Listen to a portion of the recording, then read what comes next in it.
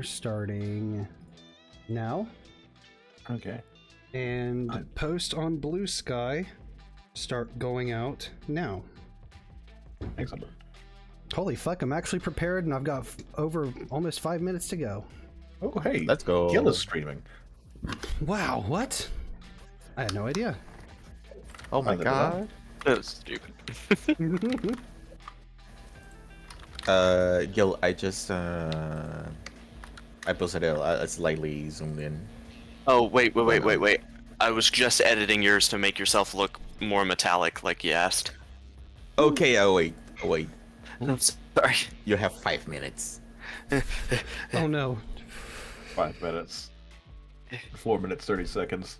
Can Cubics make Mikami's character shiny in 4 minutes and 9 seconds? Hang on. No pressure. Maybe I should rename it from Bug.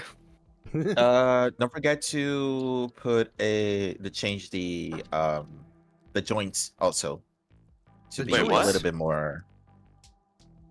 Oh, bright neon-ish. Yeah. Just a little brighter. I mentioned the Not presets, quite right? neon, but... You what? I mentioned the preset colors that I use, right? No. I mean, I always stay away from the presets. But the presets are so good. No, At least the for presets this. are disgusting. But yeah, it's a metallic I'll purple. fight you on that. Yeah. And Oh, trust me. You look shiny and you look good. Thank you. Hang on, I should change that one too, though. There we go. Ooh. Because if I'm a space bee, at least I should be shiny and with weird colors. Do you like the slight shade of red on your nails and on your pincers? I actually do. Awesome. You want to make that metallic too? Yes, please. Awesome. Whoa, I like that made the it too burgundy red. Way too red. There we go. That's nice. That's scary. Oh This my is god! I great just for noticed. a visual audience where all they see is an animation of me scribbling at a kitchen table. Oh, yeah. Yeah, I just noticed my nail polish. It's exactly the same color of my pincers. Let's go. Should I put like a little symbol on your hat, or is that gonna take too long? I don't think so, but the rim of the hard hat should be black, like matte black. Ooh, okay. This is riveting just to listen to, Yes. knowing that Cubics is on a fucking time limit. Yep. You got like what? 2 minutes left? Minute 43. Speed run B%. Oh heck yeah! There we go. Ooh. Boom. Right, so I go to a bit swap at my local gaming store tomorrow. I'm gonna see about giving away Color for... background. What do you care for? I do not care. Leave it up to you. What's a bit swap grid? Basically secondhand Warhammer and other stuff. Oh, okay. It's a fast way of getting really cheap stuff, even like painted stuff or already built stuff. Often at like 50% the cost. So Cheaper. a trade show for Warhammer minis. Exactly. Got it. I'm gonna bring some like terrain I have for tables that I don't ever use and haven't used. Sell it for like $50.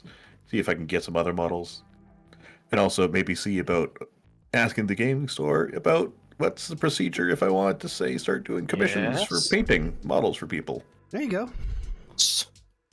He's going to a swap meet. Swap meet. Yeah. I'll give you 2 old Civil War quarters and a rusty nickel. You wouldn't happen to have a Dark Angel's plasma cannon in hand, would you? No, but I got this here pet peacock. Sorry, I'm localizing myself really hard. I got this peacock feather that I picked up from Florida. I got this microwave I got for free, but I'll give it to you for $10 because I cleaned it out real nice. Let this hog right. Shout out to my Appalachian fellas. Oh. You want my lawn toaster? Lawn toaster? How about my lawn bathtub? You can't take my lawn refrigerator. That's where I keep all my lawn beer. I can't even say shit about a lawn bathtub because that's what my grandma uses as a flower bed. I mean, So it's like, a pretty good garden. I guess, but it's not like one of like the claw foot bathtubs. It's Wait, literally. Okay. I posted it in the chat. It's literally just one of those like plaster ones that you like just slide on the over top of your pre-existing fucking bathtub. What do you think, Mikami? Let me see.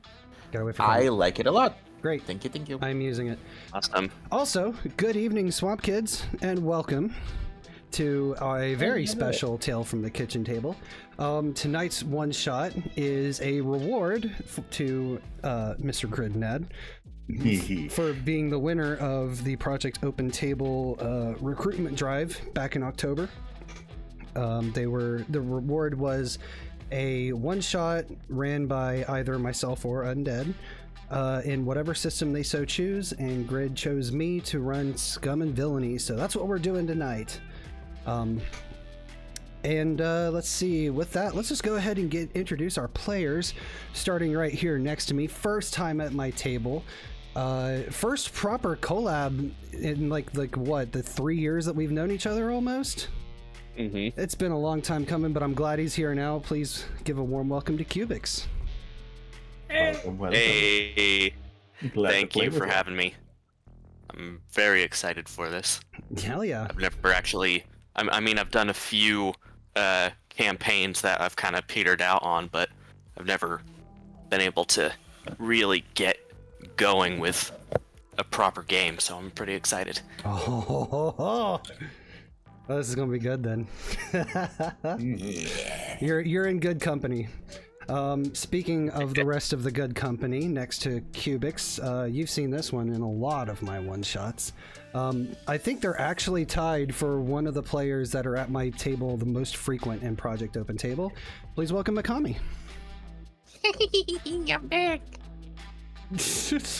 Are you sticking with the little shithead persona since I made your model smaller? I am always the shithead. Well, I know you're the always the kid shithead, but now you're playing up like the small, like gremlin shithead. Mikami, always the shithead. Oh my god, I should put that in my Blue Sky profile. You put that on your resume. Next to Mikami, we have fellow Project Open Table co-founder, and you've seen them at my table before. A while back, you saw them as Bruno Wild during my Chrono Core campaign. Please welcome the one and only Undead Commander. Ooh. Yes! Yeah! Welcome back! Oh, it's nice to be here, Gil. Oh my gosh, he's showing his clavicle. Oh my gosh, wow, how scandalous. Oh my god, can we show that on Switch? Scandalous. That's a descriptive word. I would say Undead's Can't showing a believe- little bit of skin, but I can't believe that Undead is going back just got on it. Twitch. Remember, I'm beyond surface level. I go deeper. much deeper. I'm down to the bone. Fantastic.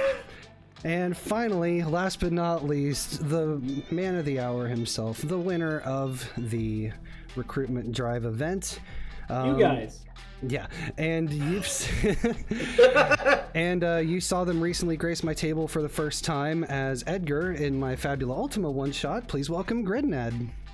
Hello, it's welcome to be back. It's good to be back here. Thanks for welcoming me.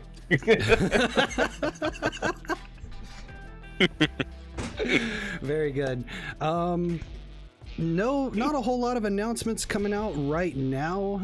I know next Saturday, I think, is going to be... next Saturday is going to be the next Blades in the Dark session. It's part 5. And then the 14th is going to be my Pathfinder campaign continuation. That'll be part 16 of that. The 21st and the 28th, I'm going to be running a one-shot either on one or both of those weekends. It just kind of depends on IRL scheduling. But if you want to be the first to find out if I do run a one-shot, you should join Project Open Table, which is a TTRPG community that Undead and I founded to create a safer place for people to play TTRPGs. And as Undead just demonstrated there in chat, all you have to do is hit !P.O.T at any point during the stream. You'll get that little message. Click on the link, it'll take you to our socials, and it'll also give you the Discord invite. Come in and come join us. We have a lot of fun here. Yeah. Jump in the pot. Just about TTRPGs. We also have workshops where you can learn more about maybe being a player, being a GM, or even possibly setting up something for yourself for the first time online. Exactly. We recently started doing studio days where we go inside one of these studio rooms, one of the studio chats, and everybody kind of just works on whatever projects that they have, whatever art that they have. So it's a nice, chill environment, and we even do a few community nights. A lot of I know we're intending on doing some more tournaments soon, so please, by all means, come on in, bring whatever flavor you have, because currently we're on Guild Stream, which means that you're here at the cookout. We want to see you here. Mm-hmm. Absolutely right. With all that said, players, are you ready to get up to some space age hijinks? Oh, absolutely. No. All right. Praise be to Clang. Mikami said That's no. it, We gotta Mikami, end to the the stream here. pulpit. Yep. Cancel. I just want to say, not a soul was going to tell me that I forgot I was still on my confused PNG for the whole I thought you intro. did that on purpose. Yeah, I thought that you were confused because it's it's your Yeah, first time okay. on this in a while, so Fitting, yeah.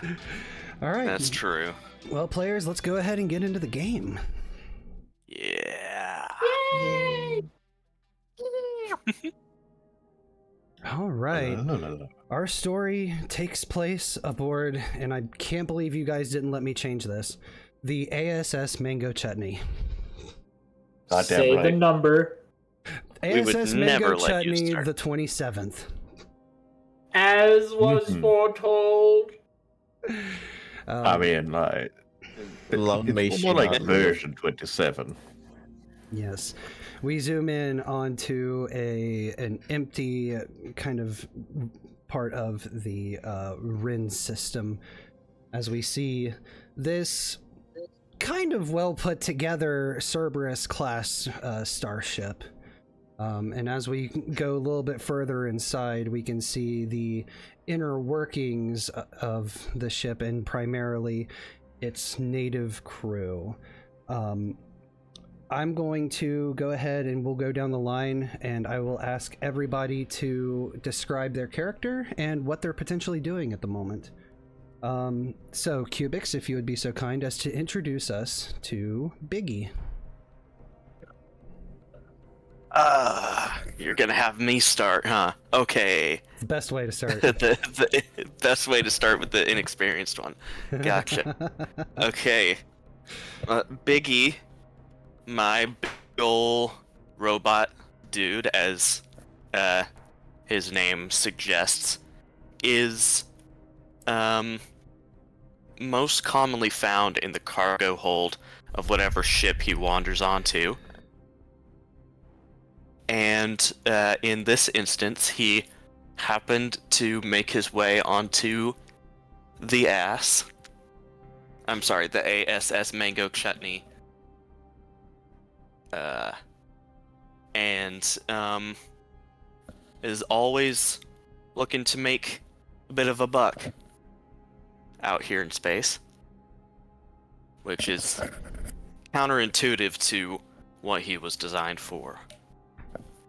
Very good. But Oh, do you have something else to add?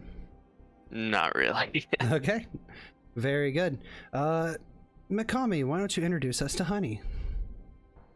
Okay. Key, codename Honey, is the crew doctor. He is an aspirate, which is a xenospecies of space bees. They're basically child-sized. He has a background of not so legal uh, medical science. Some weird hobbies, but he is into make money and fame.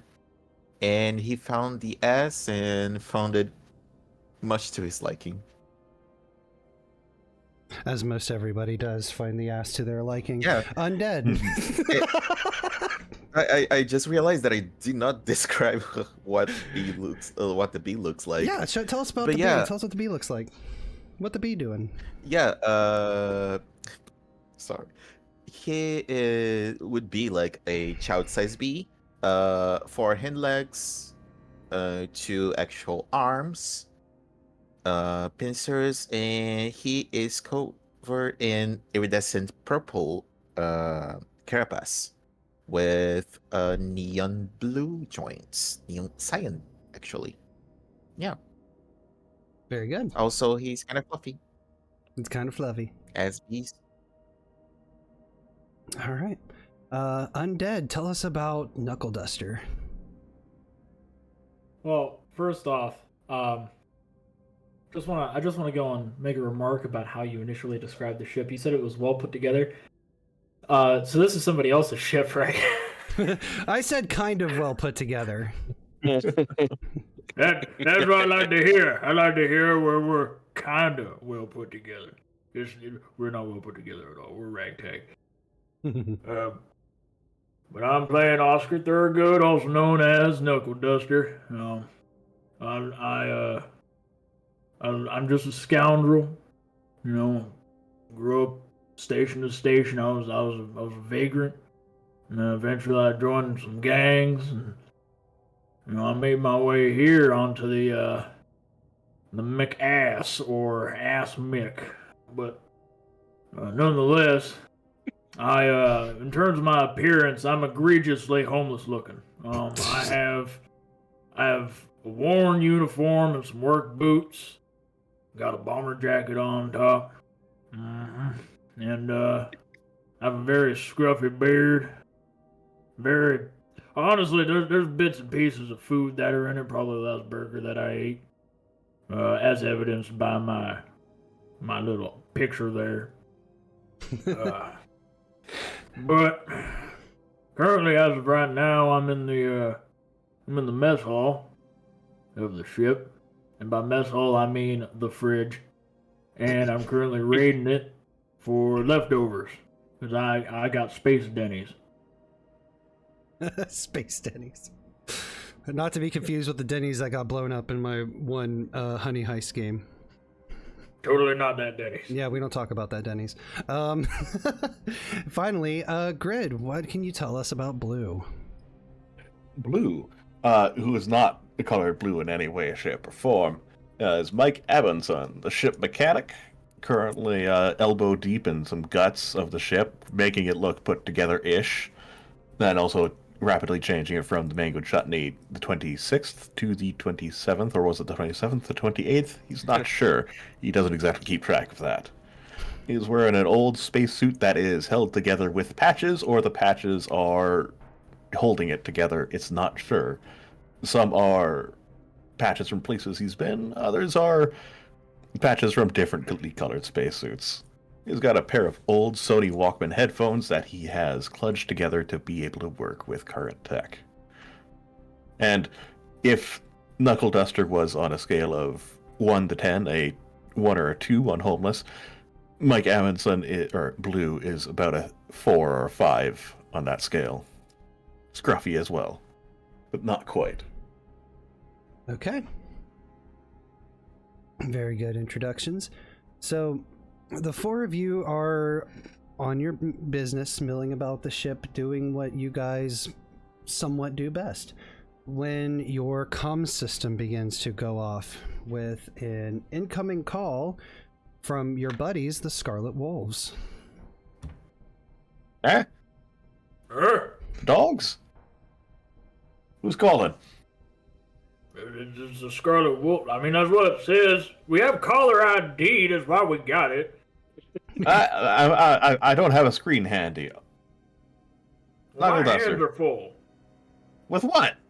Food. Again? Wait, are those my leftovers? Nuh-uh.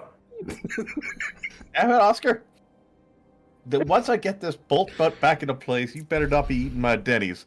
You're the one that keeps changing the name of the damn ship? Like, it's not my fault. Like once you change out the drive for something a little bit better, it's got to be a different ship. Like it's the tradition of it. You see? The tradition of it. And then we have to go to... You know what? We have to get this thing re-registered every single time we have to change the damn number. You know that, right? No, it's not that big of a deal. It's I'm just like gonna a get small... tickets. I don't want to get any more tickets. It's fine, whatever. You know, we just activate the drive. Can We just somebody leave. activate... Hold on. Can somebody pick up the phone? Arguing Like, makes where are Becky's you? head hurt. I'm gonna pick the fucking phone. This is a great start.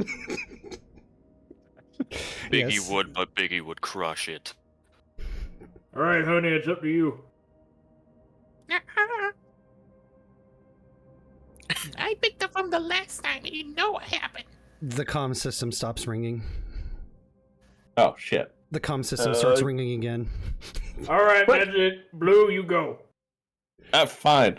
You hear something clank as it falls down. Hello? Who's speaking, please? This is Blue with the ASS Mango Chutney. How can we help you?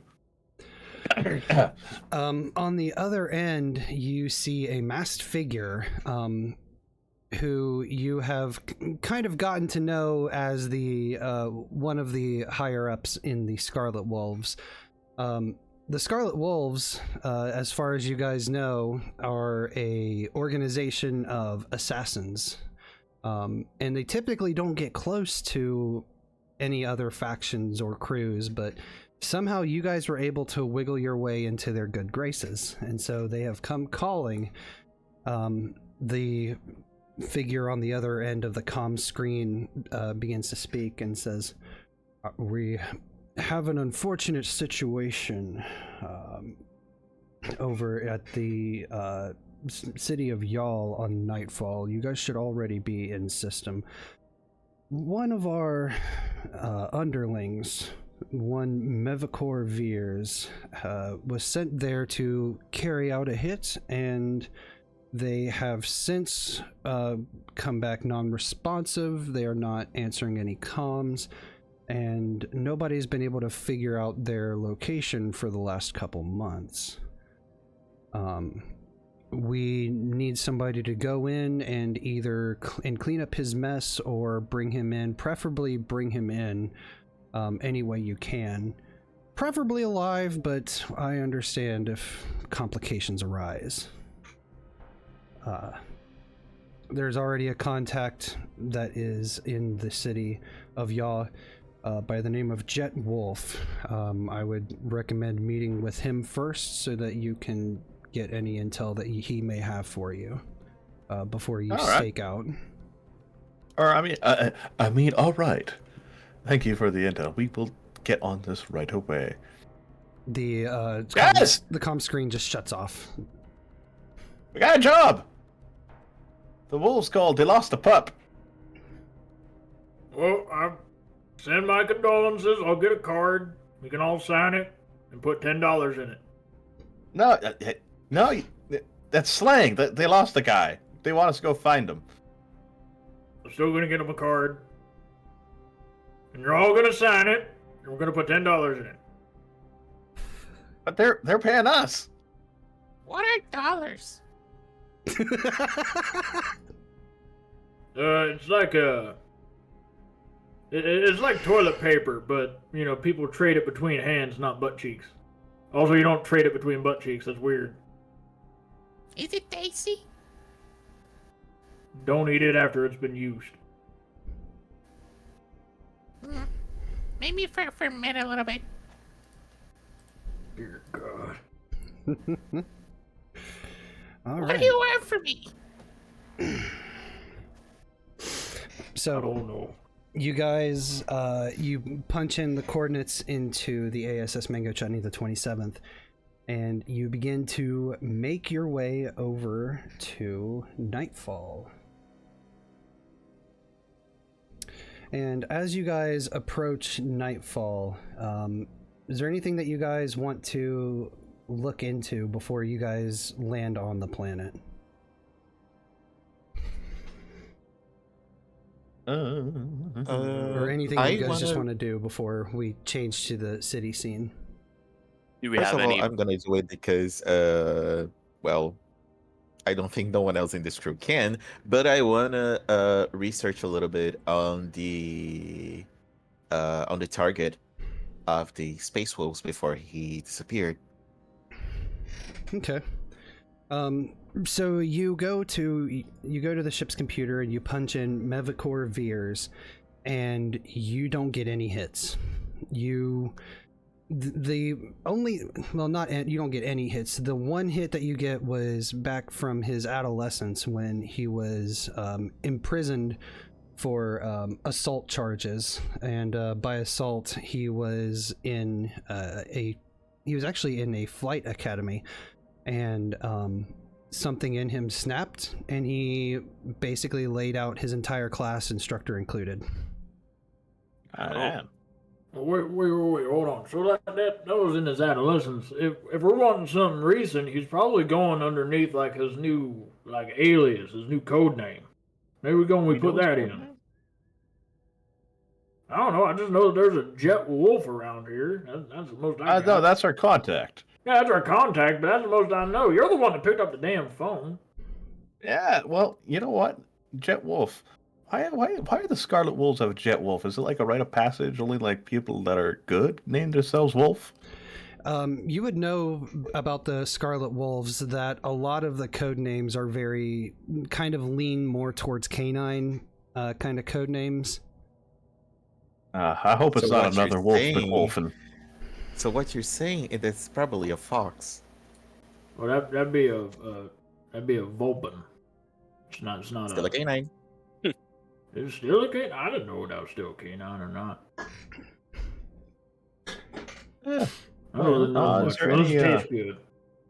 Hey, honey, move aside there. I need to check something on the computer. Was there any recent in the last couple of months like criminal activity reported from the city? Very good. So you type in to the computer, and you start getting hit with a bunch of news articles about random killings that have kind of been on the rise in the city of Yaw in the past couple months. Most of them tend to be no names, typically other ne'er-do-wells, just like local criminals. There are a handful of civilians that don't seem to have any criminal ties at all. But you kind of count up over the last couple months, you bring in about 12 articles of somebody being murdered in the streets and their tracks being completely, like the killer's tracks being completely covered. That sounds like anyone we don't like. Oh. Fellas? Could be the Sun Eaters. Can Maybe the you, Counters like, Guild. hack the police files or anything? I'm a mechanic, alright? If it's a physical issue, I can fix it, but I don't know much about programming. Yeah.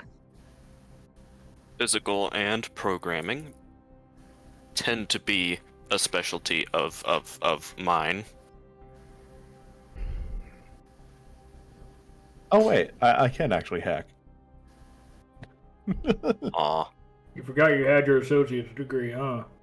Well, no, it wasn't really the most of a degree. It was kind of a mail-in thing. I didn't really think that the questions they asked were very tested. I'm much better with engines than I am with Just hacking fucking do programs. it. Yeah, fine. All right. Would you like to attempt something to hack into the local police files? Yeah, I'll just try to see if I can maybe find a back door or something into it. Okay. What action are you using? Hack? Yep. Okay. I'm going to say that this is going to be You know what? We're just gonna start off risky standard. Risky being your position, standard being the effect. Okay. Whoosh. Oh, here we go. Oh, The police encryption is a little bit stronger than what you're capable of. that's kind of saw that coming. Wanna try, big guy? No luck. I go for it, honey. If you think you've got the sweet touch for it.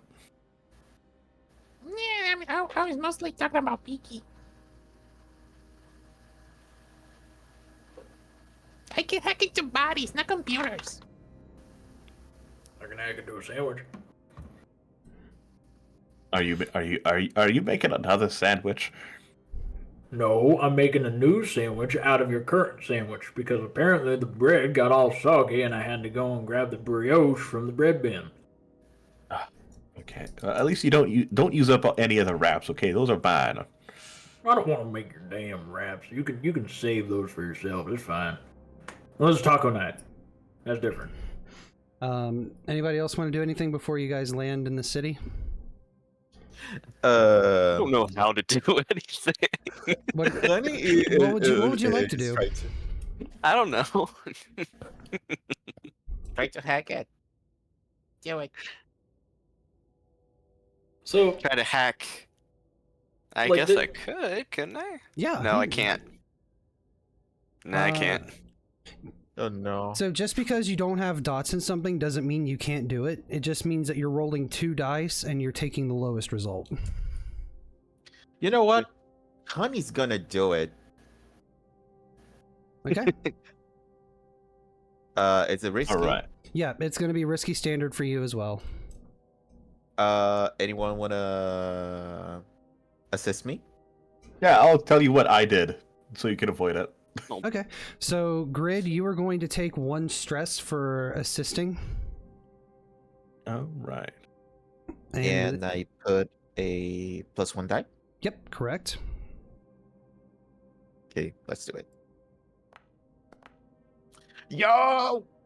Oh, Partial success. Okay. I'm going to say that you do get into the police mainframe.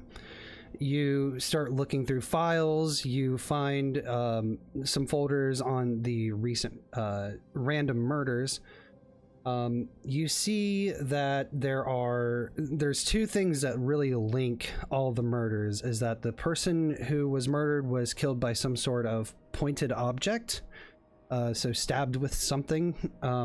It seems like the weapon is different every time. Like, it's not consistently the same knife wound. Or a knife wound at all. And you also note that there is some sort of residual chemical compound, like very, very tiny amount, that was left behind near the bodies. But when you go to look into what those chemical compounds are, something happens with the police security system and you're shut out of it. Fuck. Did I get a look into the autopsies? That's all the information you get with a partial success. Boo. Because I had the hope of rolling a doctor on the autopsies. Wait a minute. You're trying to go and find out more involving the bodies, right? The autopsies? Yeah. See whether or not any of them had a funeral. You can go and check with the funeral home. They most likely have some of them documents. And their security shouldn't be it shouldn't be as difficult to hack into. Yeah. Why do you know this, Oscar? It's a funeral home. You think they have high-end servers and security at a funeral home? I don't know. You've done this before? Okay, once or twice, but it was for smuggling purposes. Oh, all right. Yeah, I understand that. Hey, blame Rin. Okay, she was responsible for that. All right. Biggie, is there anything that you would, or Knuckle Duster, anything that you guys would like to do before you touch down? I mean, to be honest, so He doesn't do much. I have Fair a enough. question involving command. Yes, what's up? Would I be able to, if one of my party is rolling something, can I use command to help them? Command is typically like intimidating people and like kind of like strong arming to get your way. Okay. Like if you wanted to I like shake accidentally- down some fool outside of a bar or something, and you wanted to like put off an intimidating presence, you could roll command for that. But Okay. unless you're like bullying your fellow crew members. Only for their food. Please don't bully the bee. I won't bully you. You stay busy, B. But the other question that I have is involving sway. Yeah, what's up with that? Because with command, you're saying that, like, you know, it's like, hey, I'm being intimidating, but sway, when I hover over it, it says I influence someone with guile, charm, or logic. So could I use sway to help a party member? I would say you probably could. I would think that I would think consort, if you're helping a party member to like do something as much as like looking something up, then consort would probably fit better because you're gaining information from an ally or a contact. That's fair. Mm-hmm. Sway is persuading like a random stranger or Okay. somebody. If you're, yeah, but I feel like it could work if your party member is, well, no, never mind. Sorry, Because I just swayed myself in the other direction. I didn't even have to roll. so with that, like, because I take it that our ship isn't able to land on the planet, right? It's too big. The Cerberus can. I think the only ship that cannot land on a planet would be a Fire Drake class. Okay. Those are the ones that are for ship-to-ship combat, essentially. But I assume we will make an entrance. Like we're not gonna really slip by if we do land, right? You guys are a medium-sized craft, so there would likely be places for you to land at, like, outside of the city. Like, you're not going to be able to go there and have off-street parking, you know what I mean? Right. Well, I'm going to try and contact the docks, you know, the Star Dock, and then see whether or not we can get like a good spot. At least a spot near the last known location, make our search a bit easier and kind of narrow down where we have to find them, bastard. Yeah. There is a port that is pretty close to the city. You would be able to either take a subway underground rail to the city from there, and it's not even a long trip from that. It's like maybe 5 minutes, if that. Otherwise, you would walk, and it would probably burn you half an hour, but for all intents and purposes, you're not going to really run into a whole lot between there and the city. Okay. Before we land, maybe we should go and see how this planet feels about the Scarlet Wolves. You know, see if the local law enforcement's against them. Need to know whether or not we have to name drop anything in case we have to go and get out of a jam. I have a stupid idea. I like stupid ideas. Why don't we call the police and ask you if they have Michael Veers in custody? Or have heard complaints about the Michael Veers, and we say we're bounty hunters looking for him.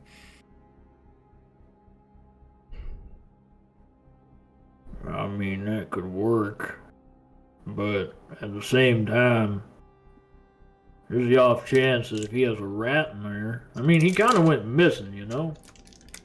There's an off chance that maybe the police are kind of hiding his tracks for him. Yeah, you think he's ratting on the Scarlet Wolves? I think he might be an informant of some sort. which means that he has intel of his own. Hence why they probably want him to come back alive. Why would any police want to work with him with his current record unless they are also corrupt? They more than likely stand to benefit from whatever he's got.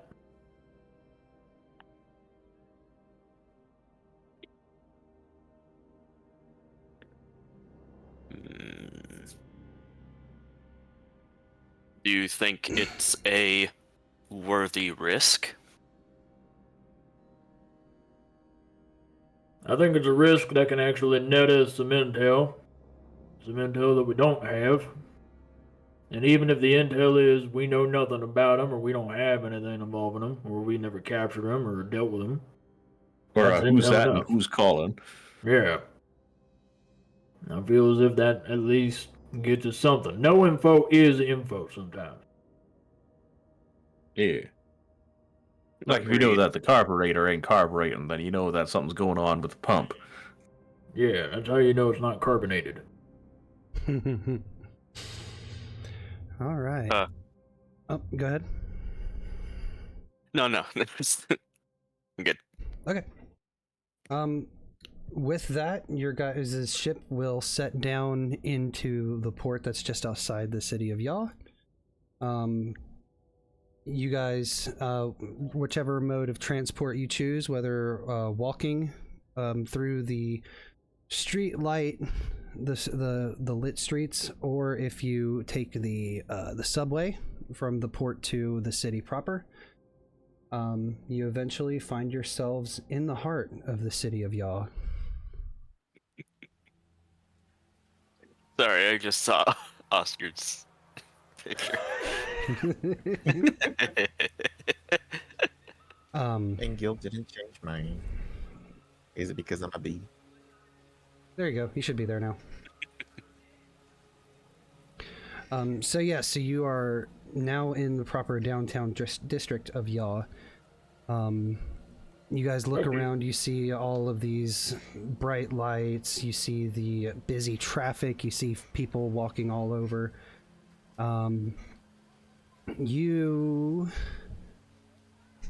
What do you want to do while you're here in this current moment? Observing the nightlife of the city as it's starting to become a little bit darker out. We need to do the first things first. We need a burger. Now, see, that is the first thing that I liked hearing today. Let's get a burger. We're getting burgers. Fine. Maybe the burger place will do something. I mean, Michael's got to eat, right? Yeah. Which means they probably went to some dingy dive to get a burger. Or fries or pretzels or whatever. Burgers See, we don't get anything. It's still something. does not interest me at all. I shall strike up fine, I'll eat conversations with the passerby. Deep's on Bacon's burger. All right. So, the way that I see the scene playing out is that Honey, Knuckle Duster, and Blue make their way into the first burger joint they come across. And Biggie is Dingy burger joint. dingy burger joint.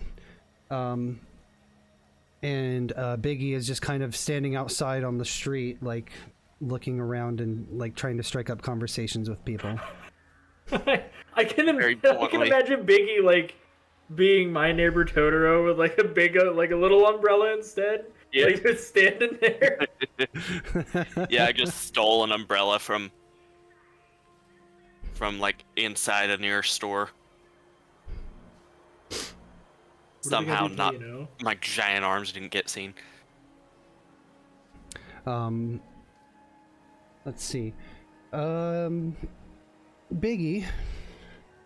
You're out. Yes. You're standing out in the streets and you're looking around. You're trying to strike up some conversations with passerby. A lot of them are kind of just ignoring you. They make note of your rather large frame and your rather tiny umbrella. But they don't. They something about your presence puts them off, and they kind of walk a little bit faster to get past you. Hello, citizen. Citizen, hello. They just keep like, Come speak with me. yeah. And How are you? Man, these information kiosks are jacked as fuck. Hello.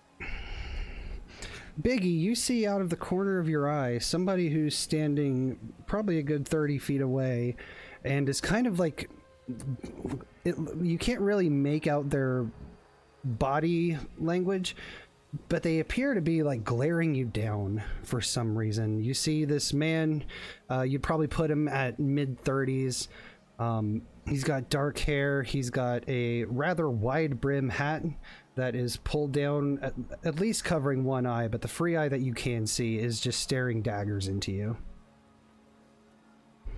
I'm gonna give him a big wave and yell at him across the street. Hello, citizen. Come speak with me. Hello. The man, you see him kind of like stiffen up a little bit, and he looks around to see if anybody else heard, and then he quickly crosses the street and over to you, and he looks up at you. You've probably got about a good 3 feet on him, I would say, and he just goes, "Well, they said you guys would stick out like a sore thumb. I'm assuming you're I get with that the a lot. You guys with the red dogs," and he kind of winks at you.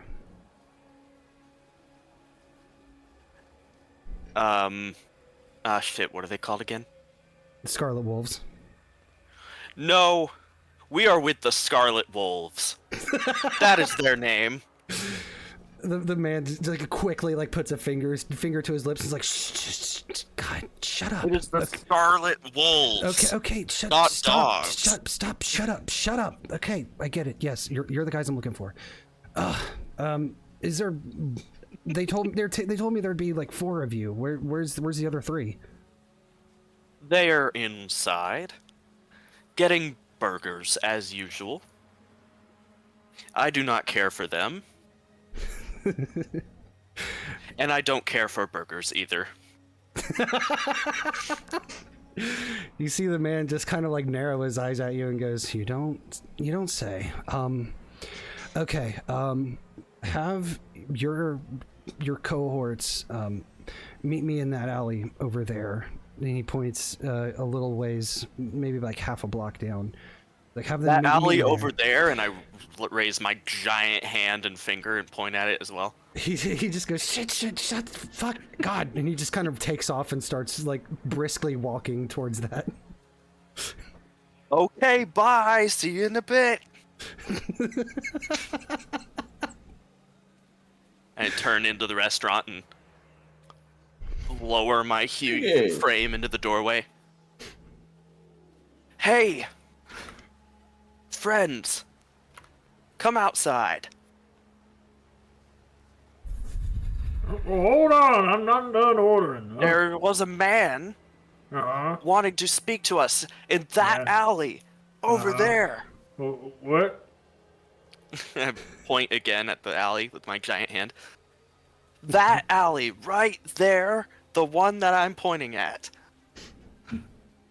That one? As I go and I raise up my hand to go and point at the same alley. Yeah, that one. That one. Everyone else, do you see it? No, can you point again? The entire restaurant full of people is just all looking up.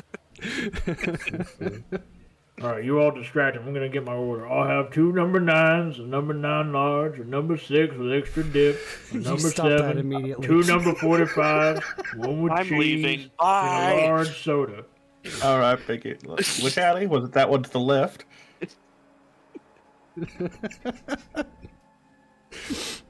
You just start I look trudging into away the towards the alley, with my stomp, special stomp. eyes. What is it, honey? I look into the alley with my special eyes and point. Right there, with a guy who's really trying to not be seen. That guy. You're cutting out a little bit with your voice.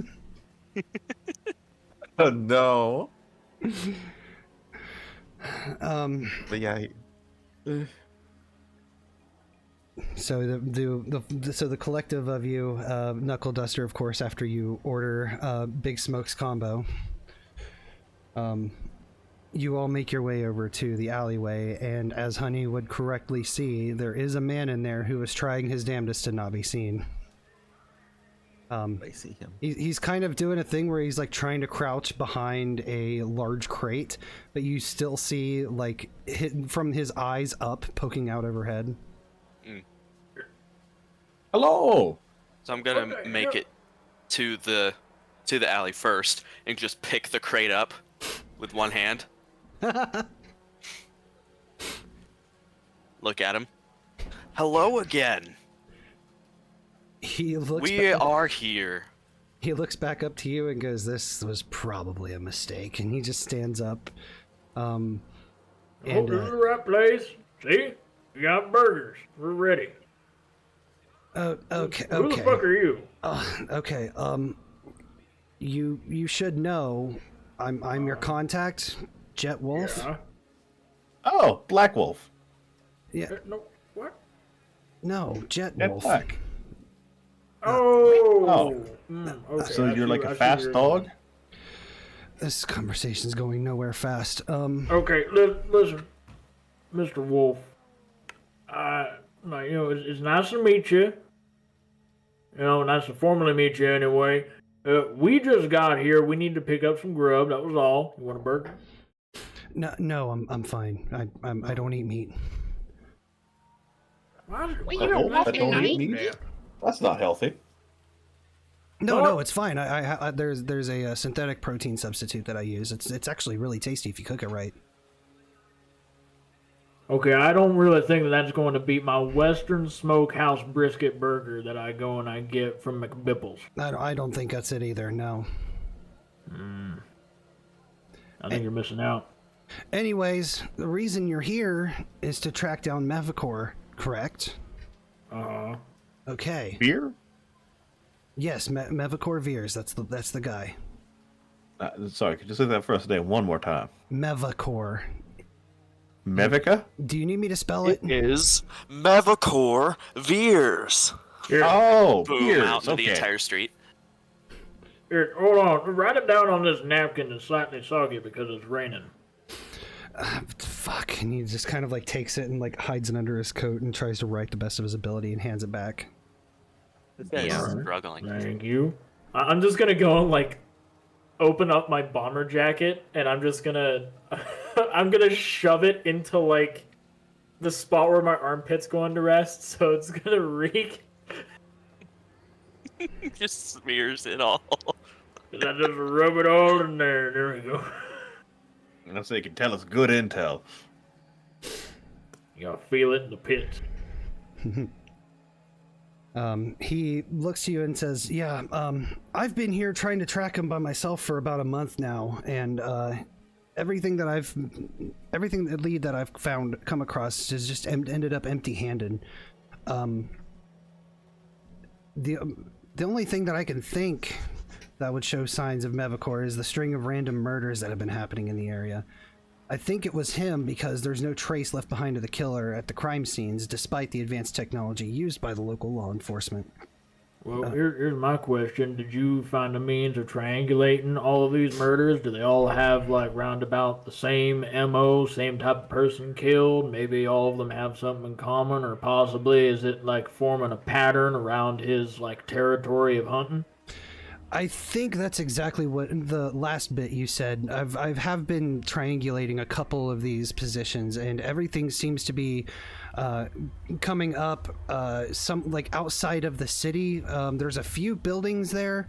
There's a farmhouse because people still need to grow food and whatnot. There's an abandoned warehouse. There was a burned down school out there somewhere before they rebuilt it elsewhere. I have a follow-up question. Yeah. How sure is Mr. Veers in the mind of other people potentially hunting to kill him? That I don't know. If he's in the mindset of, if somebody sees me, I'm dead, there's the off chance that maybe, just maybe, they're staying in an area that's going to give them some leverage. So where it's going to be populated enough with people that aren't going to be able to fight back, people that will be useful. But if he's not in that mindset, more than likely he's he's probably hiding in some abandoned place like that school you mentioned. Possibly. That was one of my thoughts. The last time I've kind of been canvassing the place, and the last known sighting of Mevacor was at a nightclub called Typhoon. Somebody had described. They got wings? No, they were outfitted before for their original mission with a jetpack, though. Oh no, I mean Typhoon. Do they have wings, and what flavor? Oh, I think they're more a ribs place. I don't know. I don't eat meat, so I don't really look for that kind of thing. Plus, I don't really go to clubs. It's way too crowded in there. It sets off my anxiety a little bit. Have you tried sweet potato fries from a bar? Those are usually pretty damn good. Oh no, I'm fine with regular fries. Mr. Wolf, if I may pull us from the conversation of food. Sorry, go ahead. I am curious if there are any other prominent figures that frequent this nightclub. Not really. This nightclub is kind of one of those places where, you wouldn't expect somebody to go in like a nice big business suit or anything like that. It's a lot for like the street rats that kind of run around and in their circles. It's kind of a low down, dumpy kind of place. So street level thugs. Would you go as far as to call them scum and villainy? I see what you did there, and yes, I probably would. I don't know what the hell's happening, but there's that crane lowering something that I would consider a title card over there and putting it on the side of that building. It says Scum and Villainy. Hey, look at that! I think you predicted. Did you say that because you saw the crane lowering that down, or did you come up with that yourself? I saw the crane. That's all right, Pinky. You'll get it next time. He called it before everybody else did, so I'm giving him credit. Yay. All right. Jet continues. But yeah, anyway, the person I talked to, he said he recalled seeing somebody matching his description getting into an argument with a well-connected drug dealer before storming off. He said the conversation ended with blasters drawn, but nobody fired. Wait. What? Did you mention Drax? Hmm? Did you mention Drax? Drax? Who's Drax? Hold on, honey. Drax. Cracks. I believe. Honey is trying to peruse what the word you were saying was drugs. Yes, drugs. He was arguing with somebody who moved a lot of drugs. So this somebody have a name? drug lord would be considered a prominent figure. I would say so. You liar. I don't know. I don't typically take random people's words as gospel truth. What's the name of the drug dealer? He didn't mention the name of the drug dealer. He just said he know looked their like a drug territory? dealer. Well, you said it ended in blasters drawn. Does that mean that somebody was shot, or were there just harsh words exchanged? There were harsh words exchanged. The blasters were drawn, but nobody fired. It almost got to that point. So who stayed and who left? I think the quote drug dealer stayed, and Mevacor took off. speaking of Mevacor, what was his original mission here? His original mission was to assassinate the CEO of a oil company. Ah, did he complete it? He did, actually. Very creative way, too. He stabbed him 48 times in the chest and then hung him up on a kind of rudely rigged, like, clothesline in his bathroom. You sure it wasn't 37? Oh, no. I counted. Speaking of bodies, How did you count? access to I have the my bodies ways. that were assassinated? It's possible, but I mean, Mevacor has his own signature blade. We all do. We have our own knife that only we have, and the structure of the blade is almost like a thumbprint. However, the recent string of murders, it seems like his weapon wasn't used on any of them, but all of the victims were stabbed in a very similar manner, minus, like, maybe 47 of them. Do you think it might not be Veer? Do you think that I might have some access to the bodies? Hold on, one question at a time, please. B, Zeno, what was yours? Honey. Honey, my apologies, Honey. Yeah, I want to see the bodies. Well, unfortunately, the bodies were taken into police custody, the families contacted, funerals had, yada yada. Ah, fuck off. You expect, they you still expect have me the to keep them data, in my right? garage? Yes. I I don't know, turn into the burgers, who knows? You can make a decent patty. I don't care to do so. would like to find this drug lord and ask him. Actually, I want to find this drug lord. But you can come. Well, Well, sounds like we had to go to Typhoon then. I was about to say. Typhoon is on the other end of town. He kind of just starts pointing. He's like, you go about 17 streets that way, and then another 39 down, and you can't miss it. It's got a big sign. It looks like a tornado. It's lit up in shitty neon. I don't have my Dr. Scholl's on. You said 17 streets? Yeah, y'all is a big city. Is there a taxi? Yeah, you can get a Bus. taxi, I guess. Yeah, bus. Public transport is a thing that exists. Is there a subway that goes Hey, you over wouldn't there? mind spotting us as fare, would you? We just got into town. We're not sure if you're using credits or dollars. They're using credits. You Hides my burgers. Okay, you got some spare credits? We only got dollars. Hamburgers. do you want to do something to potentially persuade him to give you some money for a cab or a bus? I mean, I got sway too.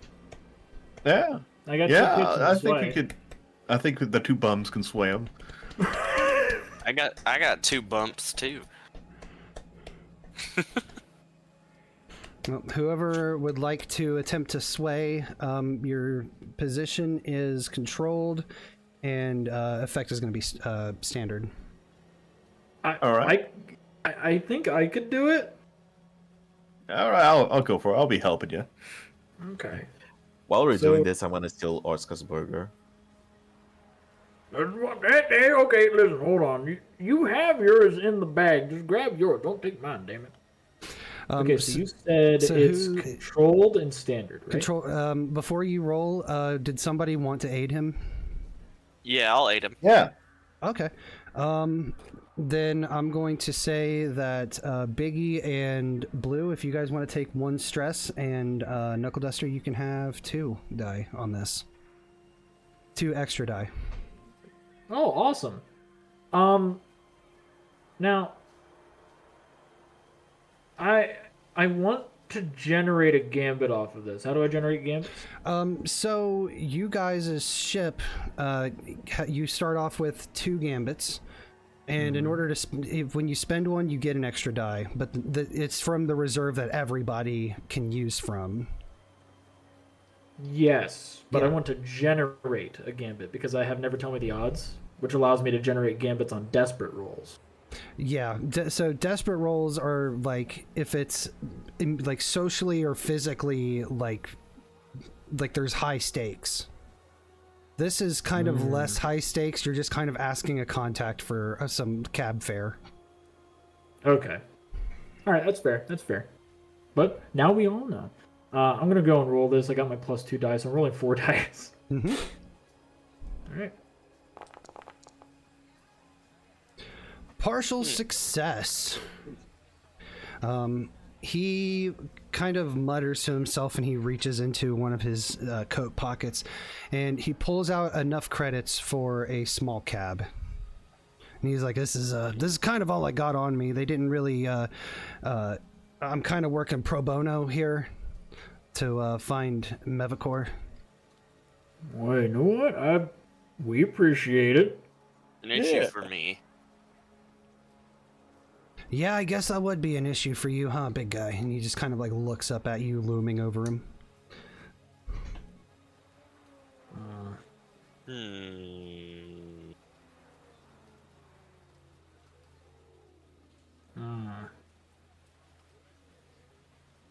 Can I try myself? He's already given all the money that he's got. Okay.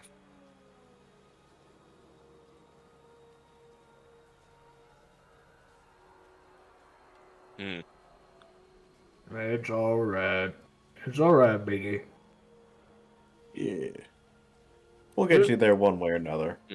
I'm wondering if I can use my robot status to get some sort of automatic transport for maintenance purposes. Oh, wait. We can just say your luggage. And what? Strap him to the hood of the taxi? Yeah.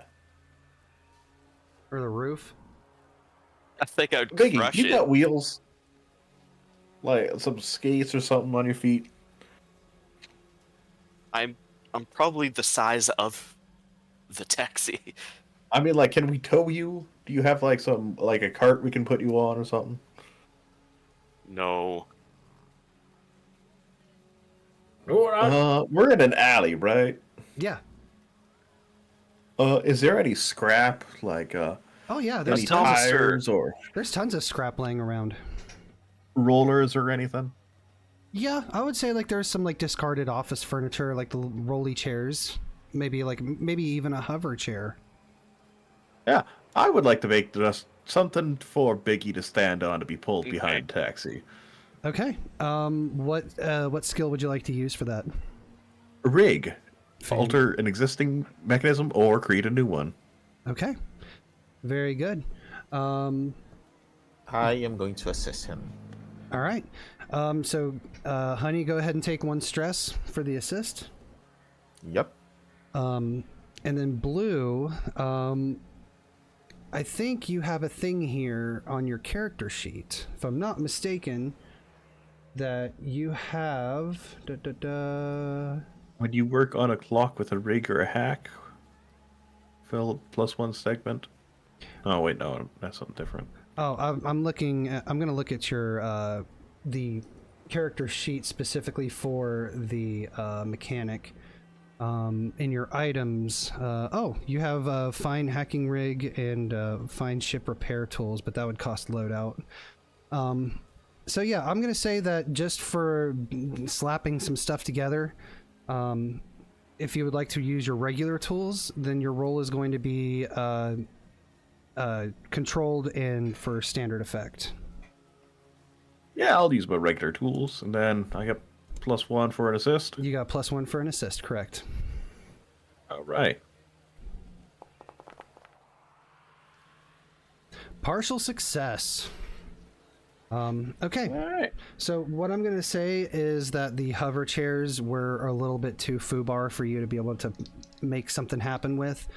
But there is a pallet jack in the back that just needs some minor repair to be semi-usable. Excellent. It could be a slightly bumpy ride for Biggie, but it will do the job. Biggie, you don't mind about a bit of jostling, do you? Not at all. Very used to Alright. it. Perfect. All right, let's hail ourselves a cab. Hopefully they've got rope. I'm gonna like fold myself up into the boxiest shape I can. All right. Forwards more than meets the eye. You guys are able to hail a cab. You all go to get in, and the cab driver sees Biggie pulling the pallet jack behind the car, and the cab driver looks to you and goes, "What the fuck is that? Luggage. The pallet jack?" No. Well, yeah, that too. We figured you wouldn't have trunk space, so we improvised. Okay, that's Hi, Listen, there's a burger in it. If you just don't ask any questions. What kind of burger? Number 45. It's like I go and I pull it out of the bag and I wave it tantalizingly in front of him. Sounds like he's gonna need a little convincing to take a burger as extra payment to haul a massive robot around. I got Slay. What about two burgers? Let me use my sway. Let me try this. Okay. Oh, you're gonna try? How many pips and sway do you have, Biggie? 2. Excellent. All right. So Biggie, this is gonna be controlled standard. Worst he can say is no. Worst he can do is say Okay. no. So, does anybody want to aid him, or Biggie, are you gonna take this one on the chin? I'm gonna aid him. Okay. Honey, go ahead, mark 1 stress, and Biggie, you're getting an extra die for this roll. How do I do this roll? So Number of dice 2, and then So when you go to, I'm going to use Grid's character sheet as an example here. So you'll click on the sway button, or the word sway on your character sheet. oh yeah, It'll give you your base die, and then under modifier, yeah, change the position to controlled. the +1, right? Yep. And I'll have 3 altogether. Yep. And then you also have some other options there, like pushing yourself, taking a devil's bargain, Spending gambits if you spending have gambits. them. Yep. Yeah. All good Cool. mechanics to use if you guys need a roll to pop off. But like I said, in this instance, the worst the cab driver is going to say is absolutely not. Yeah. So yeah, whenever you're ready. All right. Wabam. A critical success. Very good, and I believe that Just earned tell you. him. I believe that. My friends and I do not mind if you eat it on the way. One hand on the steering wheel. Some might say, isn't safe, is not protocol procedure. But we will let that all slide. The cab driver kind of looks to you, kind of questioningly, but then looks to the burger and grabs it and goes, "All right, I got some rope in the trunk. I can help you rig up." And he kind of gets out and pops the trunk and grabs some rope and starts tying the pallet jack to the bumper of his cab. Nice. And we get a gambit. Hey. Yep, we're at I 3 just now. marked it on the Mega Supplement. Yeah. A Very good. gambit? Oh yeah. Oh well, I did say the roll was controlled. It wasn't supposed to be risky. Oh, true. So you don't get a gambit because it was supposed to be a controlled roll. Oh. Yeah, sorry. Where are the gambits at If you for the chutney. future? under Where? under the folder crew info, you'll see the ASS Mango Chutney, the 27th. If you click on it, it'll show the number of gambits up in the green boxes. Crew info. Oh. There's the ass. There's the Oh, ass. cool. Yep. So that's where you can see. We have 3 already?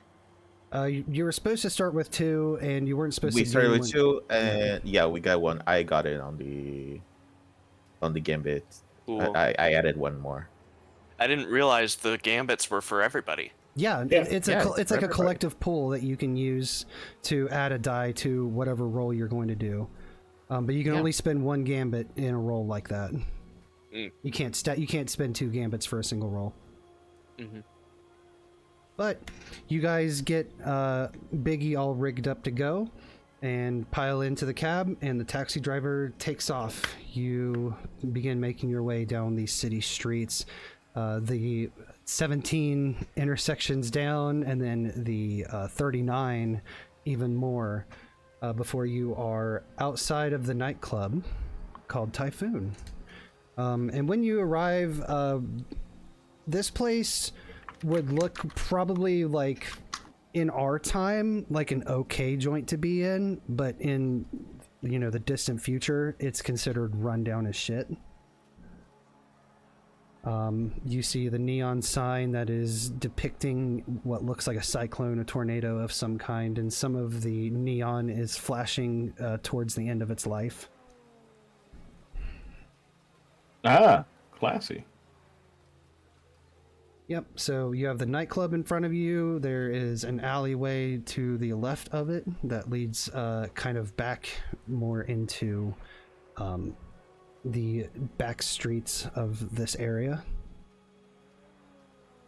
How would you guys like to proceed? I want to look is down the buzzing, alley. Honey is buzzing straight to the nightclub. But I want to look down the alley real quick. Is there an exit on the other side of the alley, or am I sitting at the only exit? It looks like a little ways down the alley, what you would presume to be kind of the further corner of this building. You can see Right. what looks like a service entrance, and there is a guy who is sitting out on a folded chair, who is just kind of like keeping watch. You would assume this guy is like security. Yeah. Can I see past him? Can I see if there's like an exit to the alley on the other side to like another street? You can see a little bit past him that the alleyway makes a sharp right, and from that general area you can see that there's like a faint glow of neon coming from that direction after the Okay. corner. Okay. I'm just gonna plop myself right down in the entrance of the alley. Just sit down. Okay. Honey's making a beeline, haha, for the making a beeline for the entrance. Knuckle Duster and Blue, what are you guys doing? Is there any like bouncers? There are 2 bouncers at the doors of Typhoon. They appear to be kind of built, a little bit tall. They're not terribly threatening, but they are, beefy enough and threatening enough to do the job of a bouncer. How are they reacted to a giant or a child-sized purple alien bee beelining towards them? They honestly, they kind of look like they're a little aloof. Like, this isn't the weirdest thing that they've seen. Okay. Did any of them look like they're nursing injuries? No, none of them. They all seem fine. Do they want to? Listen, I am not wasting my good wrench on just some couple of bouncers. Why don't we get in, find our guy, or find the guy who knows our guy, then we find our guy, then we go get more burgers, and leave. Well, I mean, we just need to go and, talk to the owner more than likely. Yeah. It's not I'm too sure bad. they have proper records. I am a good lookout. I will look out. You do that, Biggie. You're doing a great job, Biggie. Absolutely fantastic.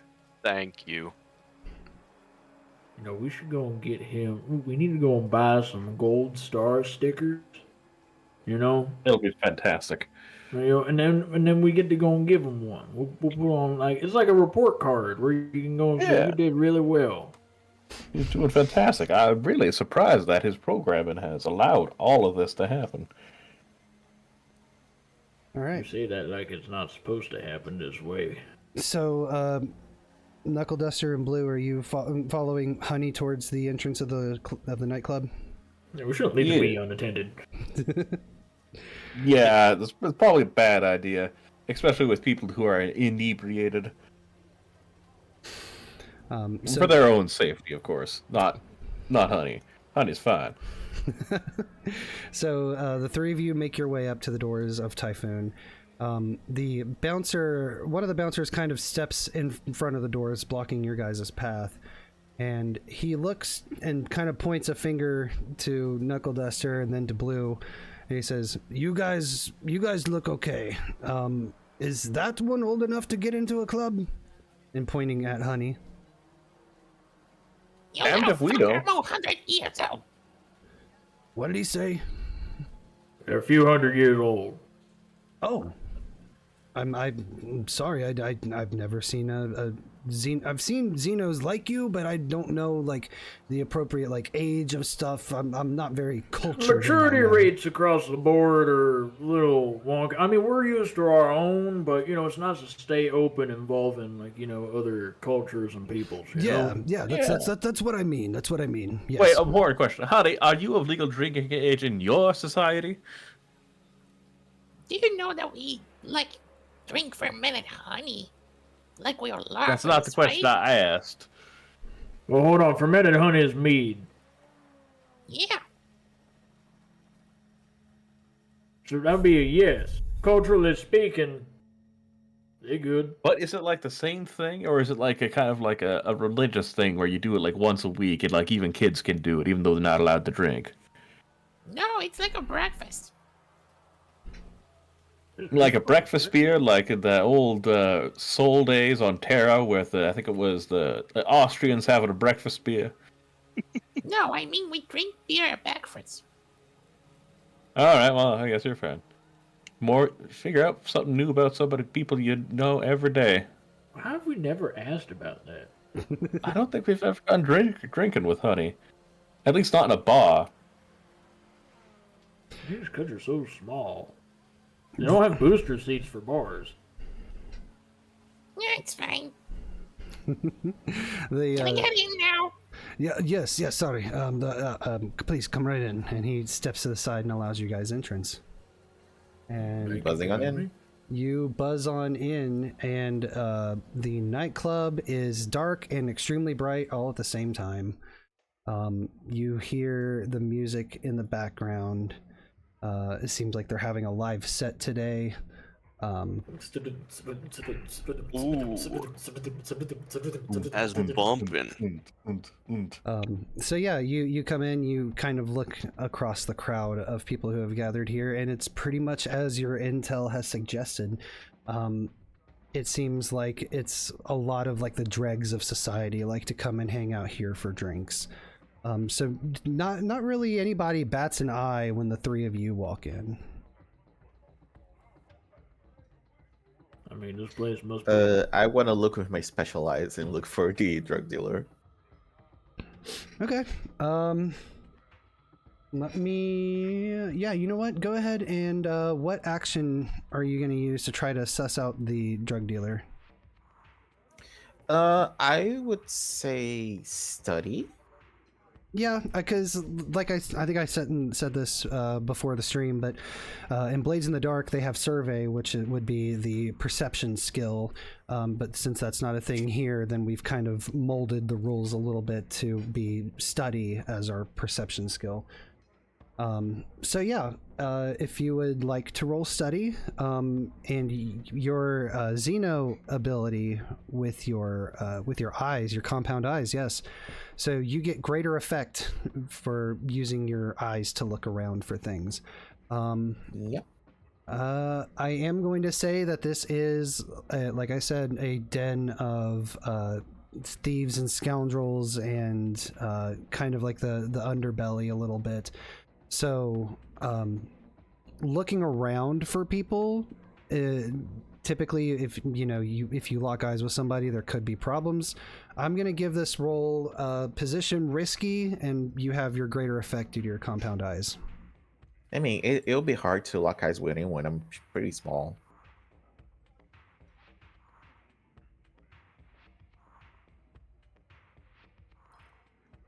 Okay, let me roll. Anyone want to help me there? Honestly, I'm not much of a. This is giving me flashbacks to repair the U.S. Banquet Chutney number 14 back when the laser array was going on the fritz. I'm going to the bar. I want pretzels. Save me some. I I know. got it.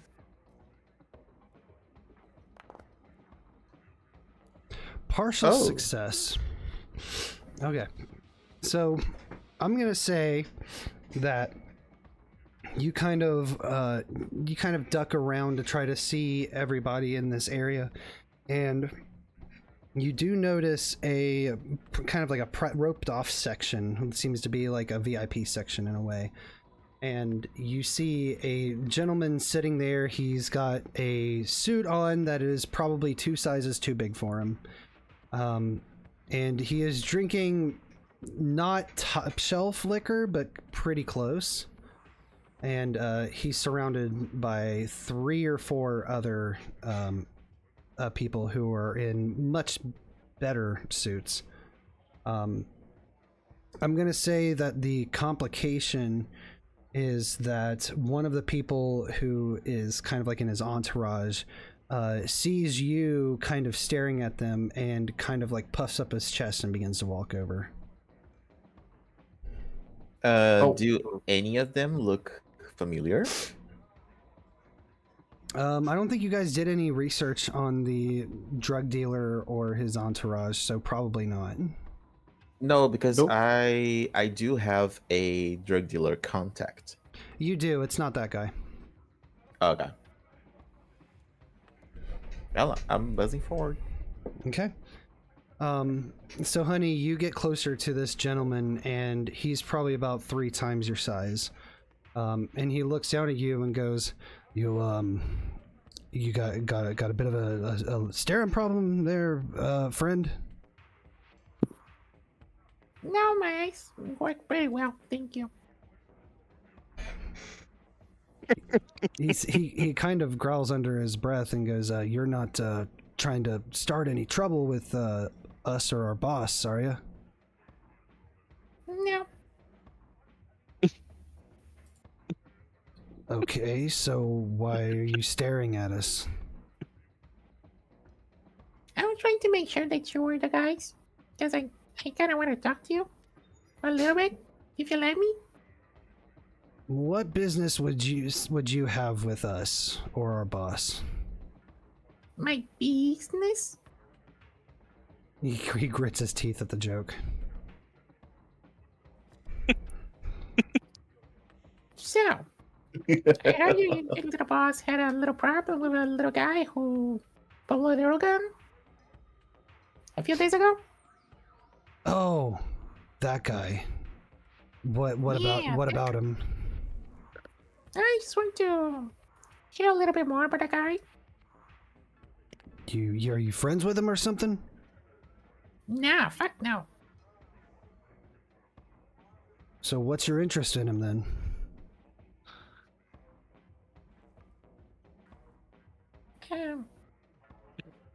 Pardon my language, but I wanted like to cut him into little pieces, put it in a little bowl, and make him into a little concentrated honey for medical purpose.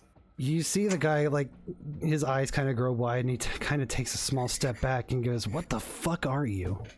I'm Honey. an aspirate, thank you. Honey, oh hey! Oh, I see you've made headway. Hello, this is Honey, our doctor. Yeah, This is a doctor? yeah. We think so. I have a degree. Wasn't that in herpetology? A B degree. A degree. It's an A+ degree, thank you. It's a beach. A degree? A degree. The meathead kind of looks over to you, Blue, and goes, "What's going on? I'm confused now." We are looking for a person to acquire them Yeah, for our employers, as a body. You one way or another. he kind of like does like the obvious wink at you. You guys, okay, I see what's going on here. Listen, if you want to take care of that asshole, then by all means, we'll give you any help that we can, because fuck that guy in particular. Yeah, fuck him.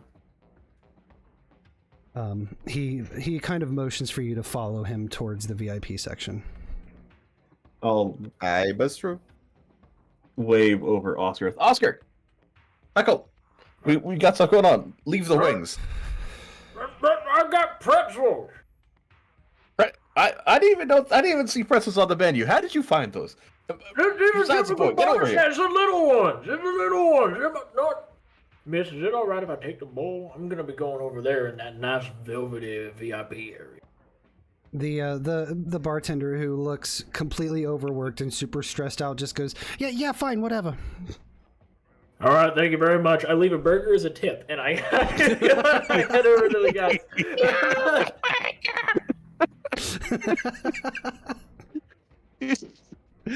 All right. The three of you congregate over at the VIP area. Knuckle dusters, musketools.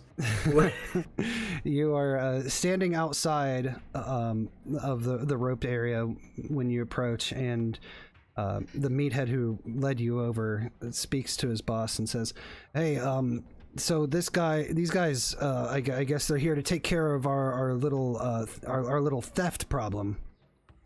Yeah. And the boss raises an eyebrow and goes, by all means, let him in. Honey's going to walk like probably below the rope because he's that short. He's not even gonna wait for the guy to like pull the rope aside. All right. The other two, he lets you in. And Thank you very much. so you guys are now face to face with this crime boss. I'm gonna grab a handful of the pretzels and I'm gonna shove them in my mouth, and then I'm gonna hand the little bowl to Honey. I said I was gonna get the pretzels. Here you go. Wait, the princess can wait. You can eat, Doc. Come on. Yeah. Don't be a square. No, don't give Honey bad habits. Like, listen, it's hard enough with you, Knuckle. So And hi. it gets hard enough to understand Honey half the time. Honey's gonna buzz a little bit forward. Hi, I'm Honey. The boss just kind of looks down to you and goes, my name is Drev. I hear you're trying to you want to help us. We have a mutual enemy here. Yeah, I want to drop him a little pieces. That's extreme. Yeah, we're looking for Michael an M. Veers. Oh yeah, that guy. Yeah, the very one. Almost put a blaster hole in him last time I saw him.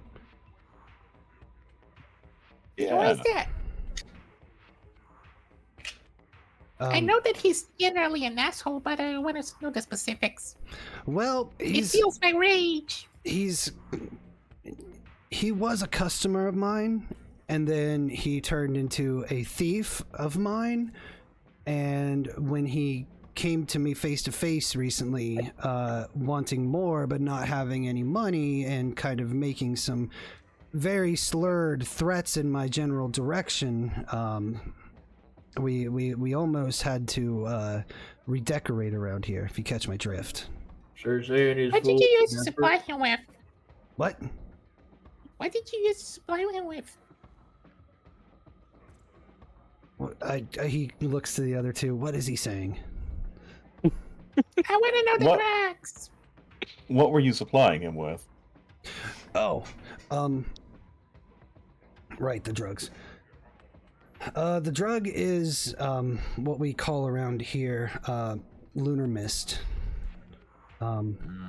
Small little powder, little light blue powder that you dissolve with water and then spray up your nose, and it gives a hell of a high. But when you come down from it, it causes some pretty bad paranoia and a lot of rage.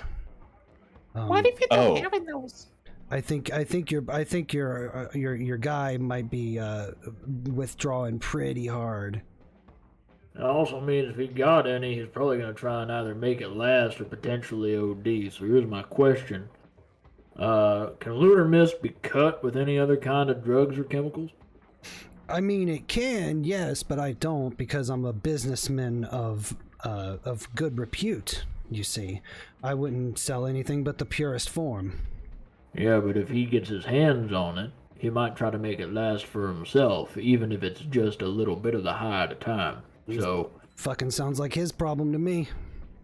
it also sounds like that might be where he'd be heading next, and that's where we're going to try and have to head anyway, unless you know any particular dens that he might head to.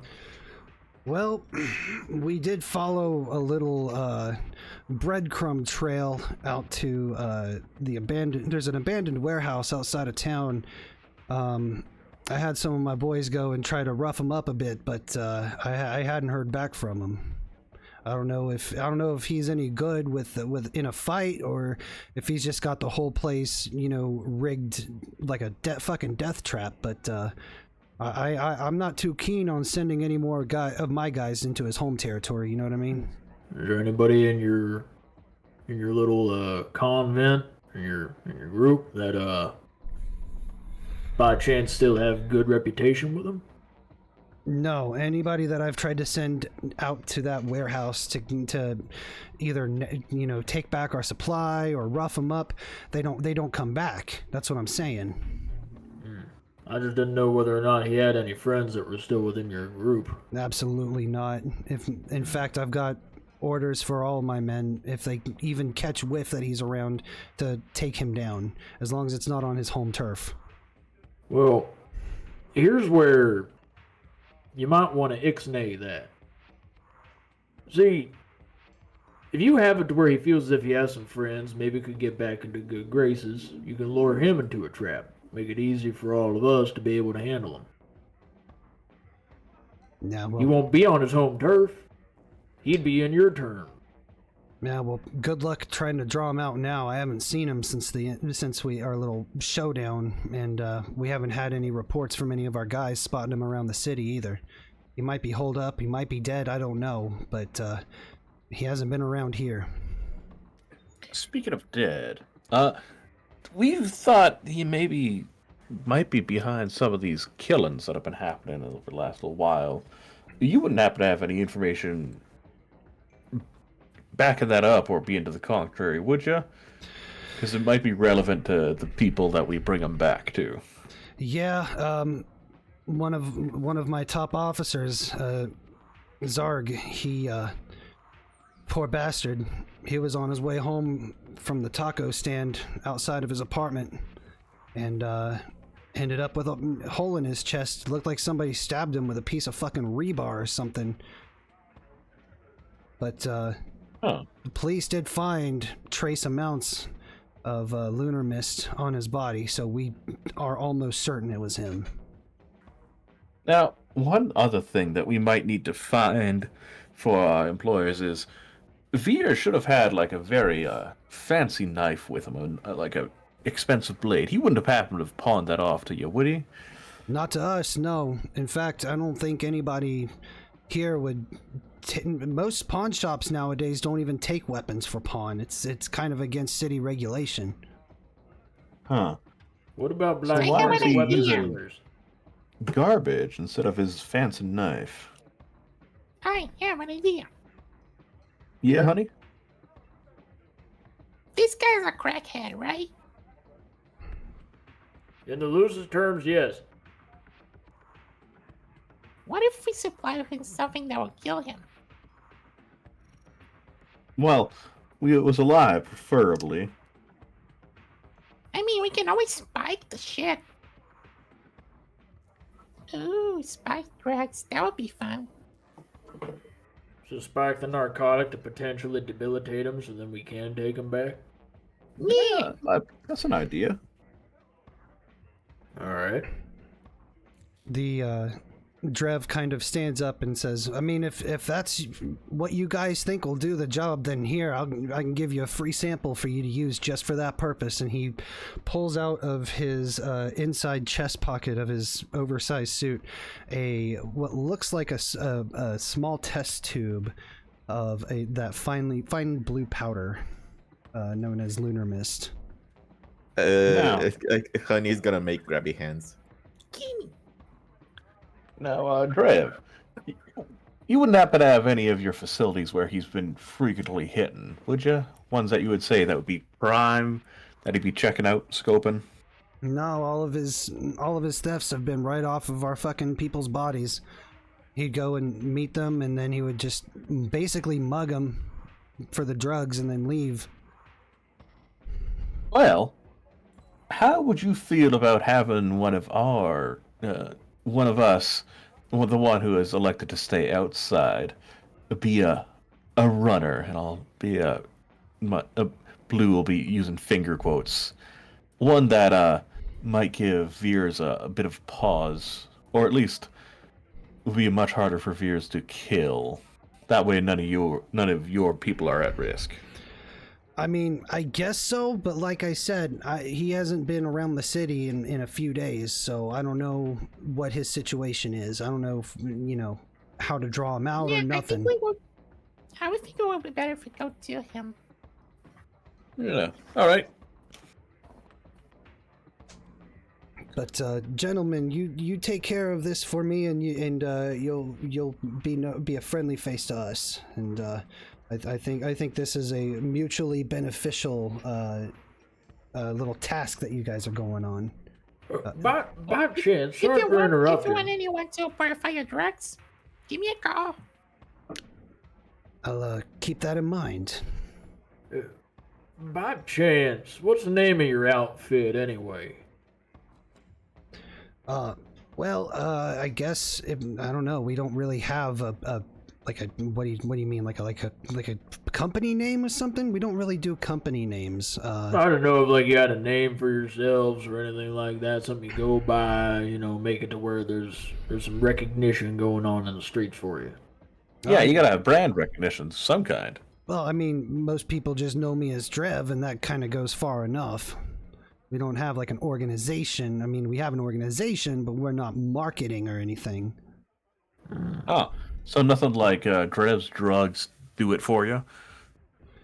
I mean, it's I'm an avid fan of alliteration, but I don't know about going out and putting a fucking LinkedIn profile or nothing. I mean, it might be a What's business LinkedIn? opportunity for you. I knew you were gonna say that.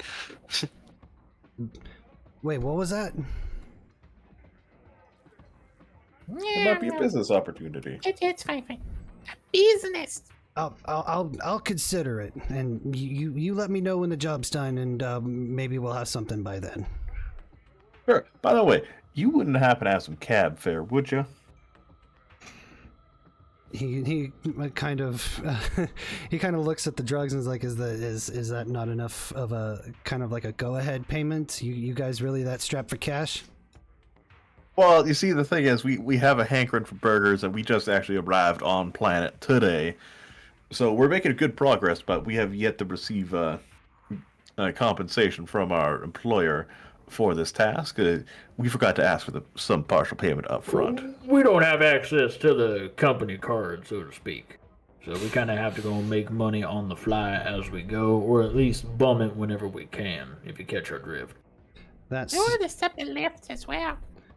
sounds like he needs a little bit of persuading. I want to do something. Okay. I want to use. I'm a doctor, not a.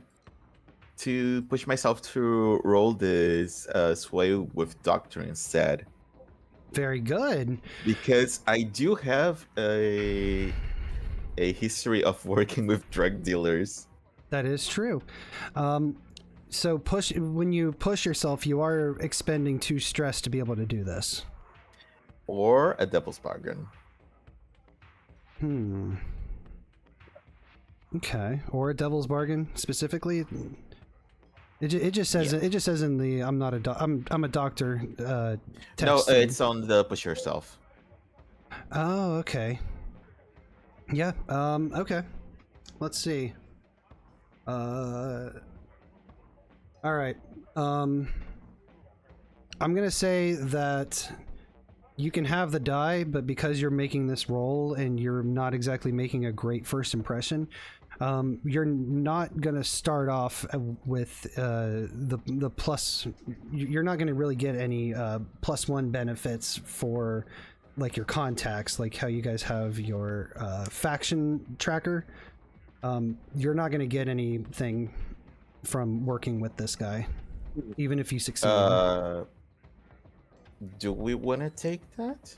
I would rather take the stress. I have something I could do. What's your thing?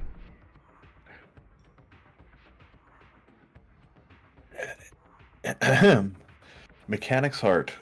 Can you drop that in the chat? How do I do that? There's a little bubble aside from by the side of the ability. If you click it, you. Yeah. There it is. Okay. When you speak from the heart, your words can reach even the most hardened criminal, and you gain potency. Which kind of more or less translates, I believe, into greater effect. Mm-hmm. So you might be able to get even a little bit more money out of them. Yeah. Okay. Enough for the next cab fare. Yeah. I mean, if you want to run that, I guess between you and Mikami, you guys can decide what you guys want to do. Yeah. I mean, like we could tag team this. Yeah. What is the sway? What is your sway? I have a pip. I have 2 pips on doctor. Oh yeah, because Okay. you'd be pushing yourself to roll using doctor instead of sway. Yep. Yeah, I'll help. Okay. So then, so you're To gonna. stress. Yep. And so you're gonna get +1 from that. Yep. And then Blue, you're gonna aid him and take a stress to give him another die. Yeah. Okay. So Mikami, you have +2 die to this roll. Okay. Is it what is the position? I'm going to say that this is going to be risky. I'm going to say risky standard. Okay. If Grid was heading the roll with Mechanic's Heart, then it would be greater. Let's go. Partial success. Partial success. Yeah, a kind of similar story. You get enough for like a small cab. It's fine. All right, we got a pallet jack already. Woohoo! All right. Drev kind of sits back down and goes, "All right, well, here's your little cab fare. I guess consider it a bonus. And let me know if you take that bastard out." Yeah, we'll gonna exchange separate. contact info. All right. So you guys are immediately ushered out of the VIP area, back into the main floor of the nightclub. How do you guys proceed from here? Let's go back to the ship. I need to make science. Yeah, Well, I suppose we might as well yeah, we head back had to the to- ship. We had to snag our lookout. Yeah, Biggie. Oh I yeah, hope as nobody's, Honey is walking away from the VIP section, he's going to wave to the meathead. The meathead just kind of like goes to raise his arm a little bit to wave back, and then just puts it back down. You guys make your way out of the nightclub, and you see Biggie is still sitting in front of the entrance to the alleyway. Biggie, how was it? See anything interesting? No, I did not. We got Nobody's drugs. nobody's tagged you, have they? No. No graffiti, no nothing. Still got all your Oh. pistons. Yeah? You're not up on cinder blocks, are you? No. I don't know what happened. Biggie, essentially, you were just kind of sitting outside. Nothing really of note happened. Like maybe some people would like walked up to you and like observed you for a second before just continuing about their day, but otherwise it was fairly uneventful. So no little kids actually came up and spray painted me all over? No, not this time. Dang it. It All has happened before, though. Potentially. So the four of you are making plans to head back to the ship? Mm-hmm. All right. Yep. So then I'm going to say you guys take the cab back out to the port where your spaceship is currently parked, and you board the ship, and when we come back from our intermission, we will talk about the plan. We'll go into the planning phase of the game, and then we will jump right into the action. So with that, we're going to have 10 minutes for our players to get up and, stretch their legs, get a drink, use the bathroom, whatever. I'm going to do the same. I'll pop back here in about 2 or 3 minutes and just kind of hang out, chat, announcements, the whole spiel again. And then when everybody is back, we will continue. All right. All right. See you guys after the intermission. Yeah.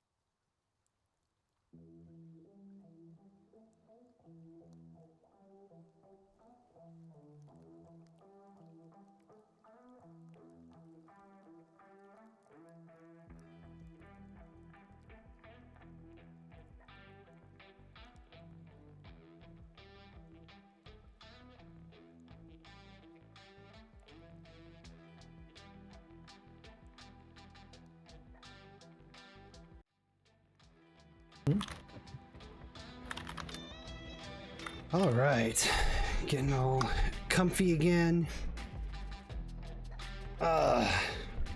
This is a good timing for the intermission, because now we're going to dive into what sets Scum and Villainy, and by proxy Blades in the Dark, apart from other TTRPGs, which if you're in the chat and you know about my Blades in the Dark campaign, you may have seen some of these mechanics in action.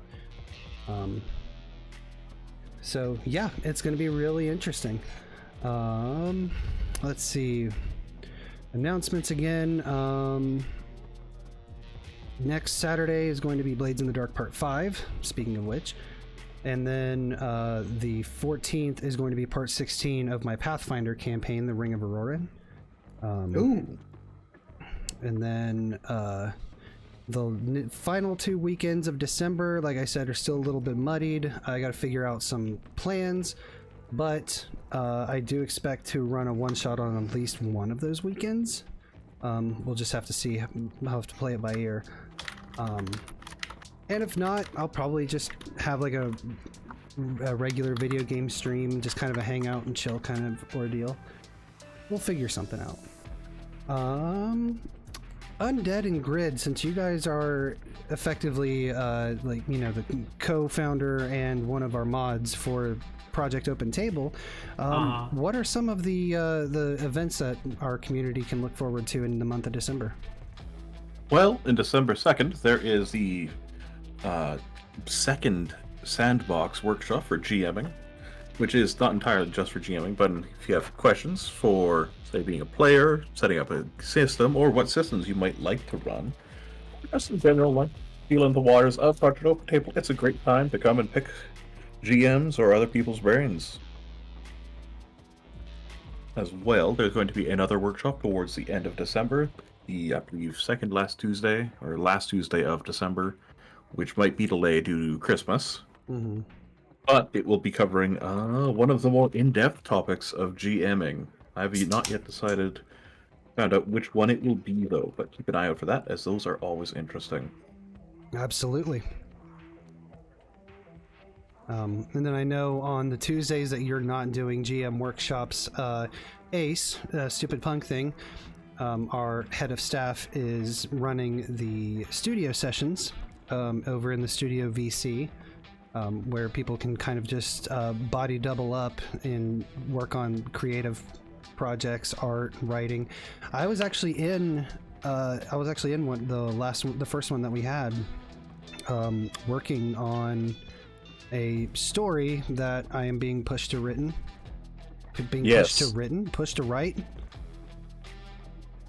And you will write it. You see what I mean? You have to write it. I guess. It is not an no option. choice. But yeah, no, it's chill. People just kind of hang out and talk and bounce ideas off while we work on our stuff. Ace will put on music to listen to in the background while we work and talk. It's a pretty chill time. So I highly recommend popping by for those. And we have a bunch of games that are currently up and about. Let's see, because Cubix has been. Let me just go and shout out Cubix real quick. Because he's here. Damn. Do it anyway. I'm gonna do it right in his face. Like Cubix, Cinda, Grimcat, all of them have been putting forward like game after game after game for people to be able to join in.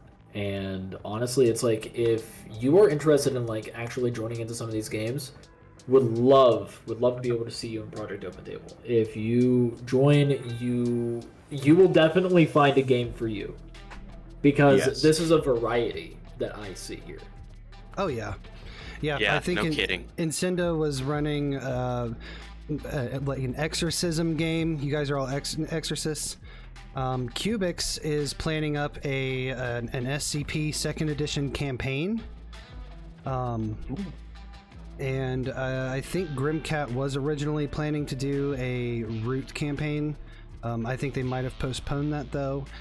I know I'm going to be putting up a one-shot here within the next day or so. At least one, maybe two. Like I said, just have to figure out some scheduling stuff for December. But you will see at least one game in there by me. But yeah, I mean, it's been really nice to see a bunch of other GMs not only posting games, but seeing them post different kinds of games. Yes, we need more players. Yes, more players, more GMs. I mean, and it's, Honestly, just more people that are interested in the space in general and want to actually be somewhere that that is very vocal about, being open as a table. It's a project. it is a project. I see what you did there.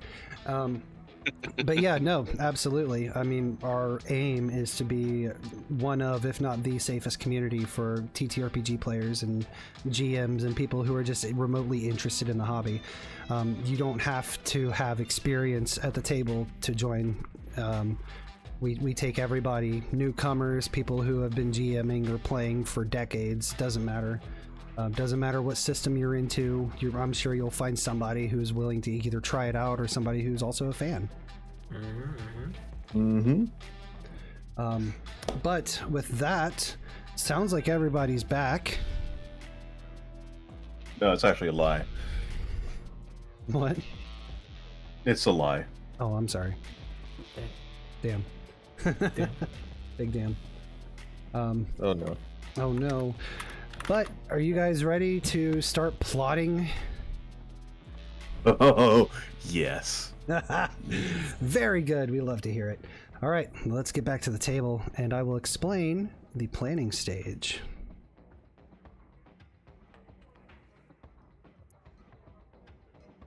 All right, so let me put us back on the ship because that's where you guys are.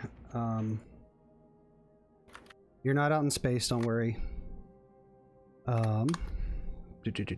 We need this tab here.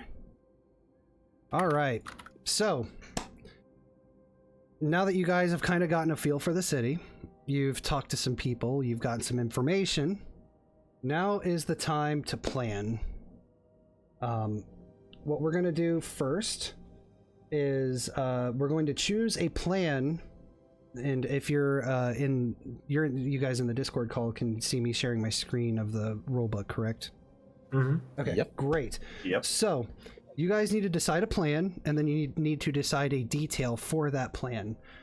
You have 6 options for your plans. You have assault, to do a violence to a target, deception, to lure, trick, or manipulate, infiltration, trespass unseen, mystic, engage in mystic, way, or your power, social, to negotiate, bargain, or persuade, or transport, carry cargo or people through danger. Which of these 6 plans sounds closest towards what you guys want to do to accomplish this task? Deception. Deception, right? Yep. Oh yeah. Deception? Yep. All right. So now we need the detail, which is the method of deception. How are you guys deceiving them? We're basically posing as independent drug dealers for a stronger version of the Lunar Mist. magical crack cocaine. But the crack cocaine that we are supplying him is spiked to neutralize him. Not with death. Not with death. All right. So I know that you guys got the base version of Lunar Mist. How are you guys spiking that? It feels like something that we need to settle before we go any further. Cholesterol. Yeah, true. Look at some burger grease in there. Cholesterol.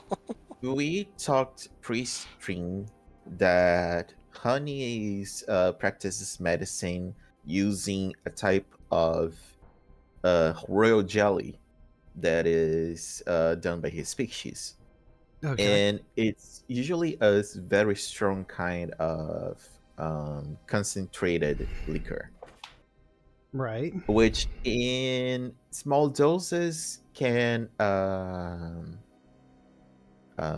staunch bleedings, simulate cell growth, and the process of healing, but in larger doses can basically put people into a coma unless they're of the xenospecies. Got it. Okay. So you're going to produce your beeswax. No, I'm gonna use my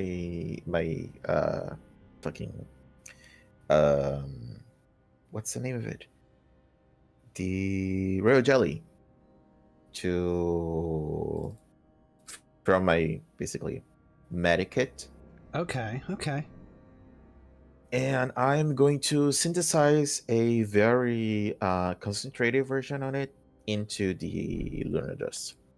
Okay. And so I think that this is definitely going to call for a roll. Yep. Just to determine potency and if you fuck it up or not.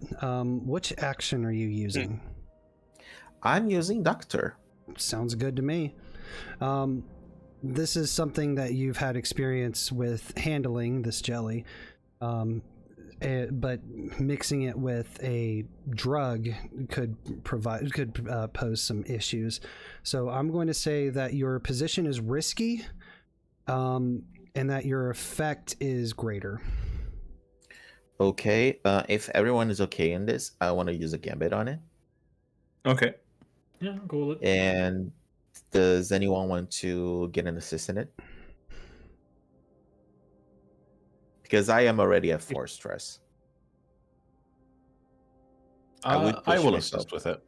Okay, so that's a +2 to a total of 4 die. Okay. Let's see the magic.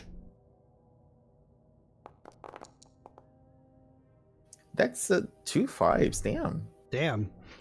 All right, partial success. I'm going to say that you're able to get the compound to work together and not explode. But what I am going to do is, what's it being contained in, this drug? You said that you was basically diluted and used as a spray, so like a little nasal spray. Okay. I am going to say that the compound is going to work as it should, but I'm also going to give it the trait that it is very volatile. Okay.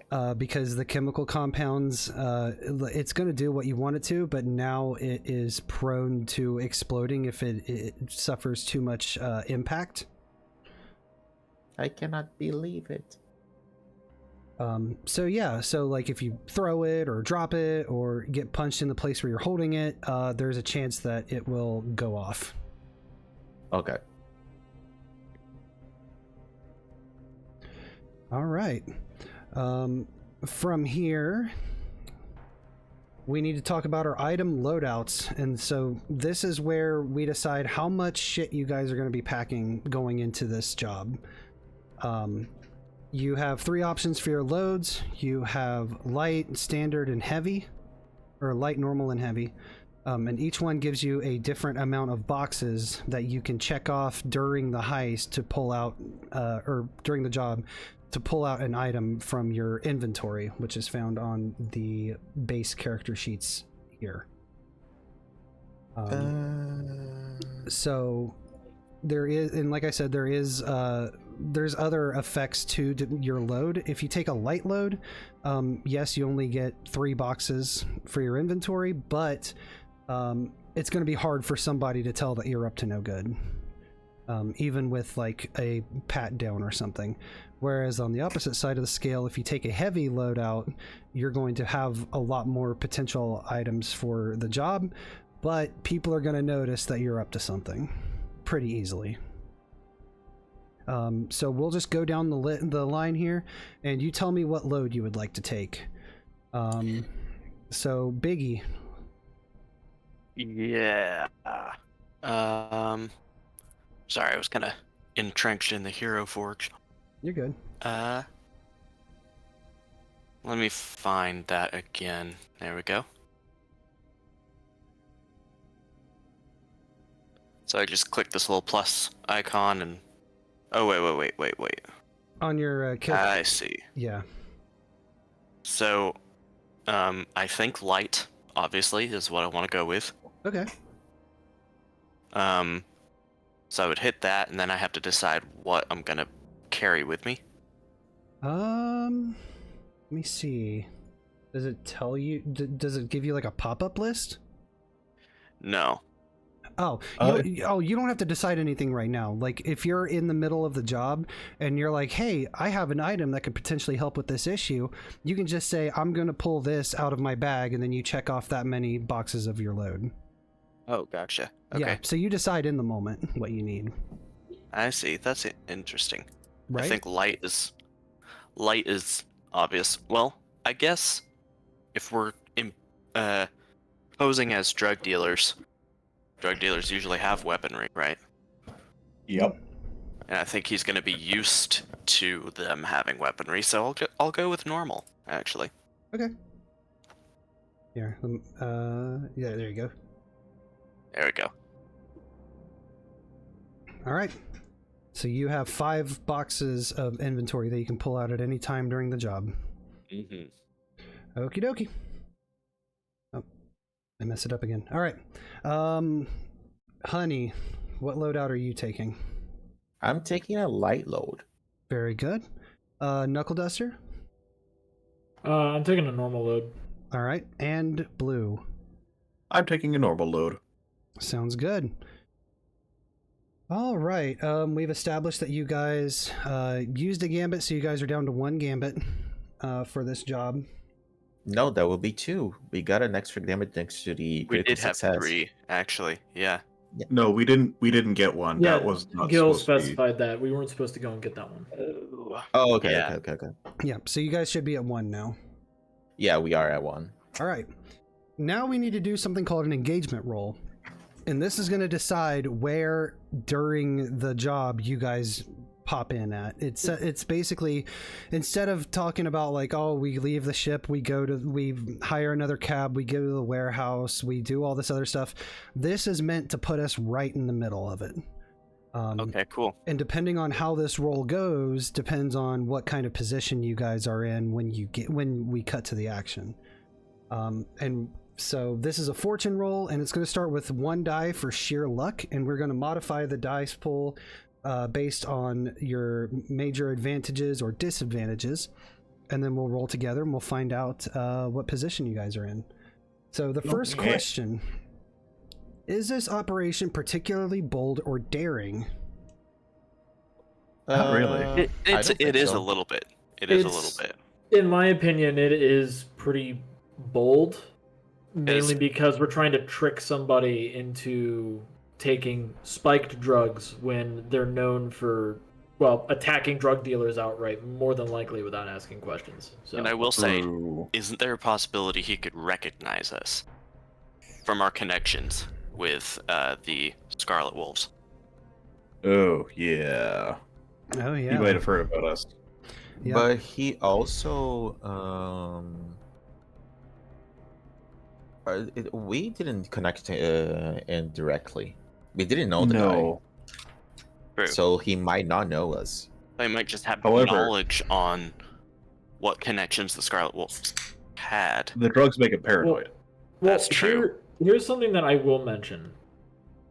There is still a high chance that he knows us because, as emphasized in the beginning of the game, the Scarlet Wolves very rarely have allies with anybody else, and we're one of the few ragtag people that they are allies with. Possibly We the have a only. 3 status with them. What We're this probably the sounds only like, ones. actually, So we they- have an excellent chance to him to take this drug as a gift. We're just helping a guy out. no matter what, I feel as if bold is definitely... Yeah, it is bold. Okay, so you guys will get an Yeah. extra die to this roll for that. Is this operation overly complex or contingent on many factors? Not really. Not really. No. I wouldn't say it's contingent on many factors. The main factor is take our drugs. Like That's fair. All right, so no penalty Take for your that. drugs, get knocked out. Does this plan's detail expose a vulnerability of the target or hit them where they're weakest? Yeah, he yeah. is a drug addict, and we were Mhm. supplying him with drugs that he has problems getting to. Yeah. Yep. All right. So We're big welled. We see a need, we fill a need. There you go. I really like this. So you'll take another die for that. So you're up to 3. Is the target strongest against this approach, or do they have particular defenses or special preparations? I feel like they're at a disadvantage with this because We are doing something that he has done before. However, somebody may have tried to jump him doing this already to get back at him. Right. Yeah, he's been able and to the handle guy them on his home mentioned turf. Yeah, the guy mentioned that he basically deal with everyone they send there. But we are not doing it on his. We are doing this on his turf. We're also doing Yep. this aware of the fact that he does these things. So like With an we're- intelligent medic who knew how to even spike it in the first place. And on top of that, like, I don't know about the rest of you that are taking normal loads and even the light load, but I'm taking armor, which it even states in the description for armor, will shrug off a knife without noticing. So, Regular armor? yeah, just the regular armor. Interesting. All right. So it's like I have a feeling that we're at the advantage here. Okay. Yeah, and I can take a recognizable medic garb, and I have fine bedside manners, so I am a pretty okay guy. I'm just a little guy, just a little man, and I'm spiking drugs. Okay. So I won't assign you a penalty for that one. So you guys are still at 3 for your engagement roll. Can any of your friends or contacts provide aid or insight for this operation? We've kind of already went through that. Yeah. So yes, Yeah. that'll bring you up to 4 die. Are any enemies or rivals interfering in the operation? We don't know, so we guess no. Okay. The most Well- I would say would potentially be law enforcement. I don't even think that like they're going to be interfering with this. All right. And also, they are unaware of where the guy is because he is being pursued by law enforcement. Right. Okay.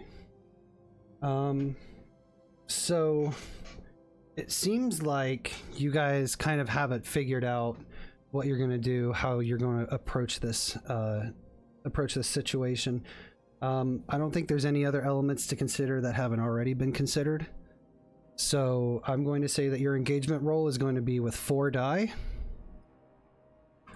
And we're going to see how that cooks out.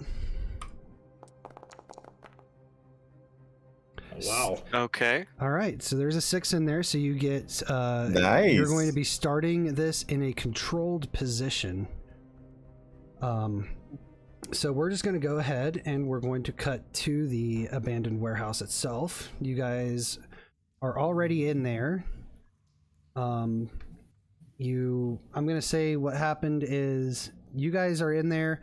You haven't set off any alarms if there were any. You haven't made a ruckus getting in, so you've kind of slipped in undetected so far. Okay, I have a question. Yes, How? We have Biggie. that's what the fortune roll determines. Use luggage. The fact that you guys got all those bonus die and one of them ended up a 6 means that you start the job in a controlled position. You are in the warehouse. It's a warehouse. You have not I'm a been labor droid. All right. right. You're in the warehouse. belongs. You haven't been detected. Everything is going right so far, and now we're in here. You guys are in this old abandoned joint. The beams are beginning to show major signs of rust. It looks like the machinery hasn't worked in quite some time. How do you guys proceed from here? Now you guys are in the job proper. Okay. So we're in sort of like a main room right now. I would guess you could say. Yeah, I would say that you guys are kind of like on the main floor of the warehouse. Maybe you guys had just walked in through a door that would lead you into the main area of this warehouse. Any areas up above that, like, for human access or anything, like balcony type rafters or anything like that? Oh yeah. There's like a second story that kind of rings around this main area, and you see what was maybe once like an office building kind of deal up on that little second floor. Okay. You see a bunch of other machinery up there. That's about all you get from being on the ground floor, from what you can notice. Okay.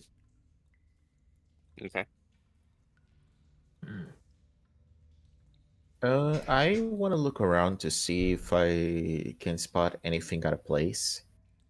Okay. And what skill are you using to do that? Probably study. Okay. Study with your special eyes. Yeah. Look, Key, look with your Brand. special eyes. Look with your special eyes. My brain. So My that would brand. be is this a controlled situation? It's a controlled position? Yeah, I would say at this current moment you guys are in a controlled position, so this role would also be in a controlled position. Okay, so control position, great effect. Let's go. No. Oof. Oof. All right, you kind of look around, and it seems very barren in here. Nothing really seems to be sticking out of place. At least not to you. If anything, I'm gonna try and scout ahead. Okay. So I'm gonna skulk. Very good. I have 2 pips in that. All right. So This will be controlled standard. okay. Partial success. All right. So you, what's your kind of pathway? So you said that there was like office stuff up top, right? Yes.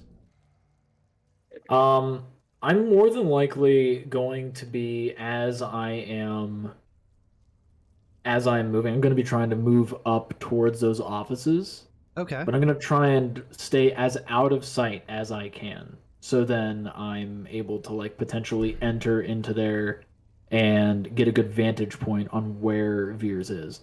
All right. So you kind of, you stick to the shadows as you're making your way through this main room of the warehouse, and you spot on an opposite wall a set of stairs that would go up about half the floor and into the corner, and then wrap back up to go up the rest of the way towards that second floor kind of office area that wraps around the building. You get to the bottom of the stairs and you feel a slight pressure on your shin. And as you look down, you see that there is a tripwire. You haven't activated it yet, but you have pushed into it a little bit. Shit. Oh. Not the voice mod. I'm gonna back up a little slow. I'm gonna call for a roll on this one too, because you have a chance of potentially setting off whatever this is. Okay. What skill would you like to use to slowly and carefully maneuver your way off of this tripwire?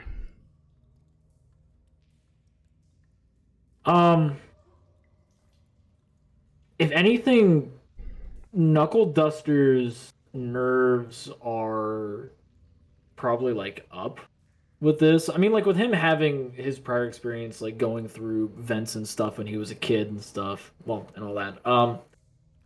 I have a feeling that like he's used to having somebody either motivate him or yell at him to be able to do things. Mhm. And if anything, because I think we've all done this before.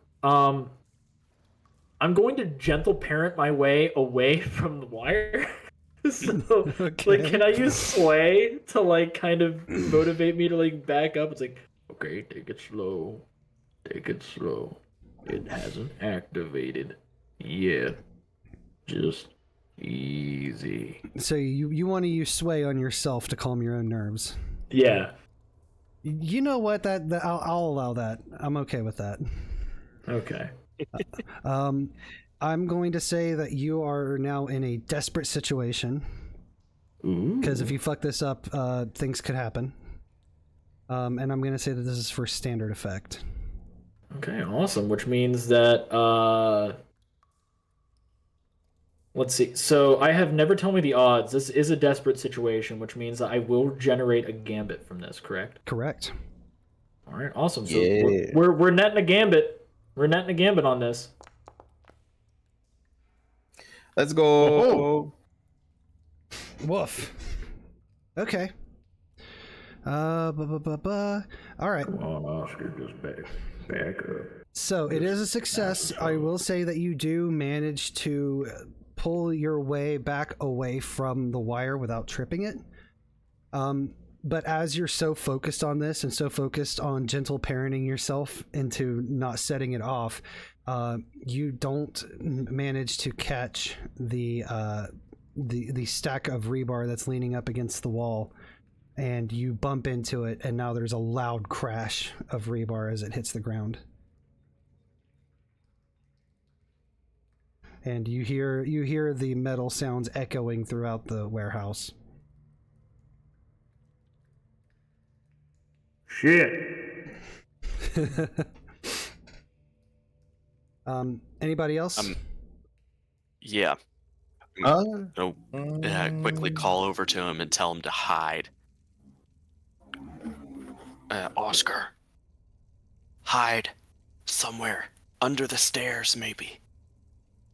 And I'm gonna walk out into the middle of, like square in the middle of the warehouse, wherever any just crates or storage or anything might be, maybe some more rebar, and just be picking up different pieces of rebar and stuff and be moving it around. Okay, I think I see what you're going for here. Mm-hmm. No, hi, Biggie. Yeah, I guess I might as well hide. All right. So Go ahead, Blue.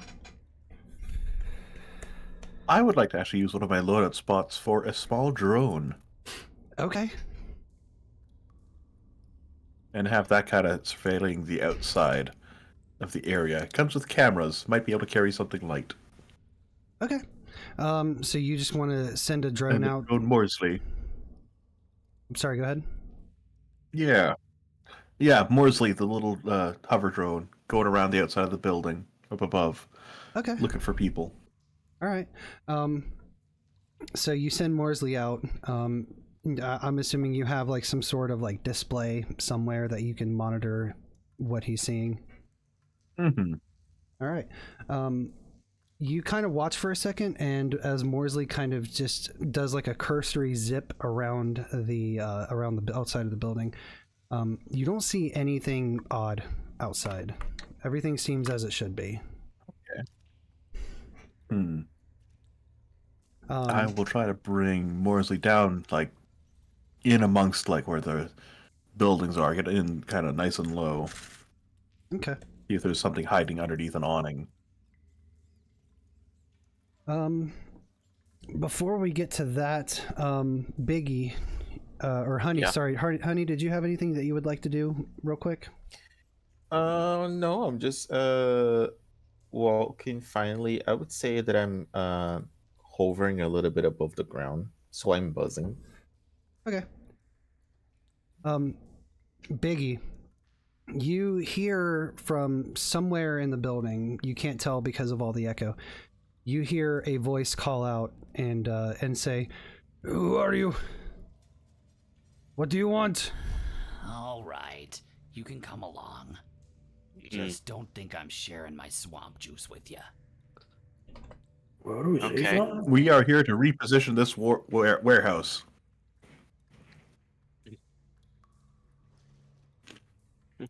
Civilian, caution. This warehouse is under new faction ownership. Please clear the premises. Okay. I feel like this is a role of some kind. This is probably a command. Command, yeah. Command? Okay. I got a pip.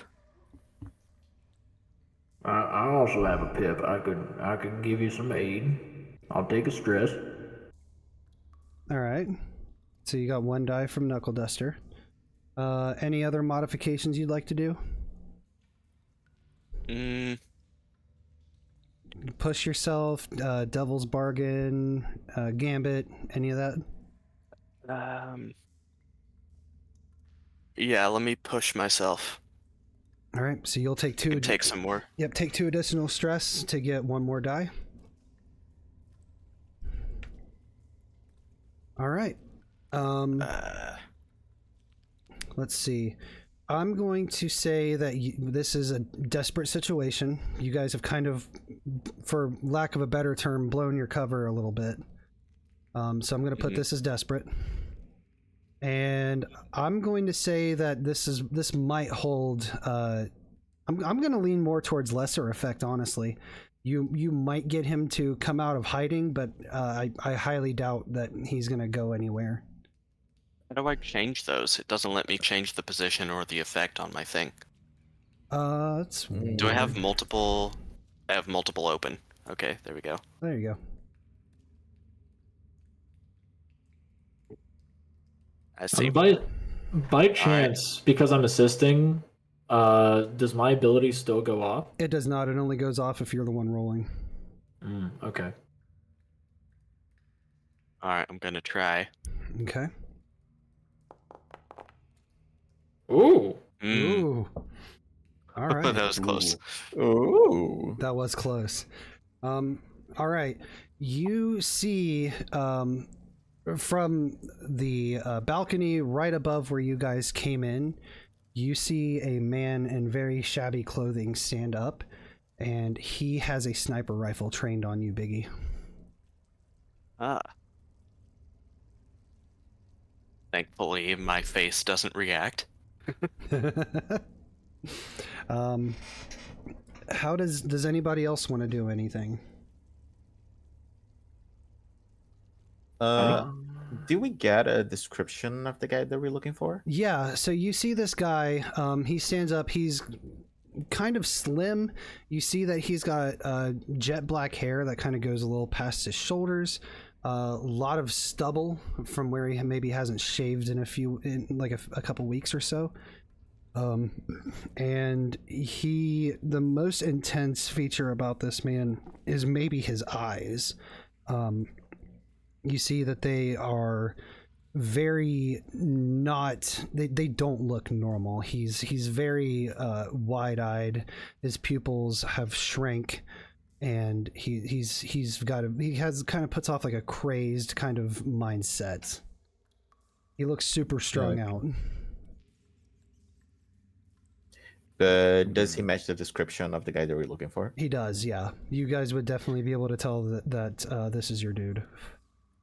So Honey's going to buzzing forward and say, Hey, I heard you had a little trouble looking for a fix. He immediately retrains the rifle onto you, Honey. I'm gonna have both of my pistols ready. I am going to say that on my load, what would help me here is by fine bedside manners. Okay. And what were you saying, Knuckle Duster? I'm going to, because it wouldn't let me do what it says in like the sheet for having fine blaster pistols, but I basically just grabbed like fine blaster pistol and then just another blaster pistol just to take up the slot. Okay. But I have 2 fine blaster pistols. I'm gonna like have them like ready, not up to like aim at them, but I have it to where like they're out, or at least one of them's out. The other one, like my hand is just on it. Okay. Sounds good. Is Oscar still hidden? That's a great question because we didn't roll to see if Oscar had re-hidden himself. So we can do that retroactively. Oscar, if you would like to roll something to help you hide in this moment. I'll skulk. Okay. Any modifications?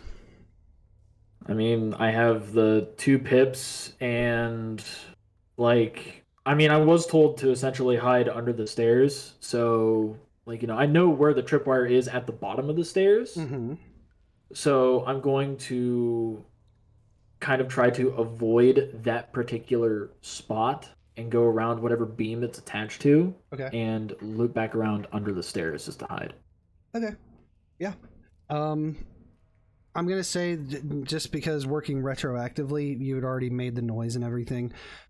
This is also going to be another desperate roll, and this will provide you standard effect. You'll be hidden. Okay. So we'll be getting another gambit off of this. Nice. So let's see. Hopefully it's good. All right. So what I'm going to say retroactively, of course, is that you are hidden. That's fine. I am going to say that for you to be able to move anywhere, you're definitely going to be noticed. I think only like maybe a critical on a skulk check would get you to move to a different location without being detected. So you're kind of stuck where you are, but you are hidden. Okay. So yeah, and so we that's generate just another retroactive. gambit off of that, right? Yeah. Yeah, that's retroactive. So we'd be sitting at, let's see, so we'd have back up to 3, right? Yep. For gambits. Cool. Yep. And so you're hidden. Biggie and Honey are kind of out in the middle. And they currently have Mevacor's attention. What about you, Blue? Blue is gonna basically be overhearing all of this, and that little drone that I'm flying around, I've actually got it loaded up with illicit drugs, Okay. Yes. and I'm going to see if I can bring it down to where it's in, not close, but within like a straight line charge to potentially ram those illicit drugs into Mr. Maverick, Mr. Veers, and hopefully debilitate him. Okay. So you're just kind of setting up for a potential attack. Yeah. Okay. That also sounds like a roll to me for you to be able to get into position and maybe not be detected, or maybe just get yourself set up to where you know for certain you're going to hit him if you just hit forward. Yeah, well, I do actually have a pip in Helm, Mm. controlling vehicles and other things. Yeah, that sounds right to me. Any modifications you'd like to take? I'm going to push myself. All right, it's going to be 2 stress for you for an extra die. Sure you don't want to use a gambit? I've been generating those. Yeah. Yeah, I'll absolutely use Gambit as well. All right, so now you have 2 extra die. Could I think that's I good. assist him in this? Since I am engaging with Maverick? You are kind of acting as like a decoy of sorts, so I'll say if you'd like to spend the 1 stress to do so, then yeah. I'll do it. Okay, so Blue, you're now up to 3 additional die for this roll. All right, is it risky standard? I'm gonna say in this moment it will be risky, and it will be for a standard effect. Okay. Nice. Oh, wow. That's insane. That could have been bad. Yeah. You're welcome. Thank you. All right. So, yeah, you managed to maneuver the drone into a position to where you could easily just ram him if you need to. And it's far enough away to where Mevacor doesn't seem to notice, mainly thanks to Honey kind of distracting him at the moment. Oh, thank goodness. So Mevacor, who still has his rifle trained on Honey, says, "What do you mean? What do you have there? What is that?" I've been working on a new brand of angel dust. I know it's your usual. Wanna try something with a little stronger kick? He doesn't seem to move at any chance. He keeps his rifle on you, and he says, "Who do you work for?" Oh shit. Yeah. We're being out here solo for now. Trying to get a grip on the local market. He says you see him just kind of like look away from the scope a little bit, but then come back down, and he says, "How did you know where to find me?" Buddy, if you want to work in the drug business, you get to put your ear on the ground, and you've been making a lot of noise. And that is good because I don't have a lot of competition. He says he continues and says, "I don't trust you." Let me get you a deal. Like friend to friend. And I'm saying this with my fine bedside manners. Okay.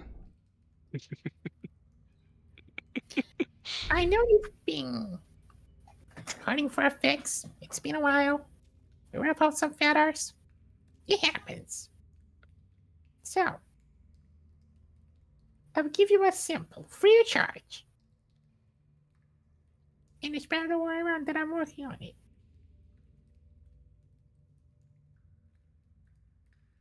This is going to be a roll. What are you going to use? You know what? I am going to do another doctor, but to roll with this with doctor. Okay. So you're gonna have to push yourself to roll with your doctor rating. Are you gonna take the stress, or are you gonna, or would you like to ask about a devil's bargain? I'm taking the stress. Okay, so that's gonna be 2 stress to add another die. So you're up to 3 die now, I believe. I am taking a gambit on this. Okay, 4 die. So that's +4? It'll be your 2 plus 2. Your modifier will be Okay. +2. Anyone want to assist me with this? I don't think so. No, I can't. I think I'm out of his notice for now.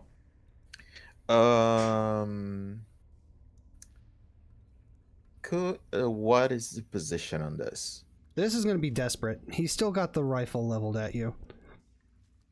And if this goes poorly, other things could go poorly as well. But I'm just a little guy. I'm a little man. I'm just a chill guy trying to give somebody some drugs. Yeah. I've got this covered if it does go poorly, I think. I wanna say that I'm gonna go through my equipment, my load, Mm-hmm. and say I have fine clothing. Fine clothing. So to see seem a little more trustworthy. Okay. All right. So I'm going to say that this is desperate position for sure. But I'm going to give you standard effect. Normally, if it wasn't for your bedside manner and your fine clothing, this probably would have been lesser effect. But I'm going to give you standard on this. Okay. Let's hope this works. Yeah, baby. Ah, Okay. interesting. Regular success. So he is going to... He's not taking the rifle off of you. He still doesn't trust you entirely, but he, you know, it's the drugs. So you see that he is going to start making his way kind of around the perimeter of the second floor and over to the stairway where Knuckles is hiding under, and begin making his way down. And as you see him get to the top of the stairs, you see him take like an exaggeratedly large step, like he's trying to step over something. And then make his way down the stairs, and then when he gets to the foot of the stairs, he steps over the tripwire that Knuckles found earlier. The whole time he's moving slowly, he still has his rifle on you. He'll occasionally switch over to Biggie, just to make sure that he's not doing anything weird, but then he almost always like snaps back over to aim towards Honey. Knuckle Duster, since you're within, I would say, maybe 10 feet of this guy at this particular moment, after he steps over that final tripwire and starts making his way to Honey, is there anything that you would like to do? How far is he away from Honey? From Honey, he's probably about a good 60 feet. Good 60 feet. This is a rather large warehouse.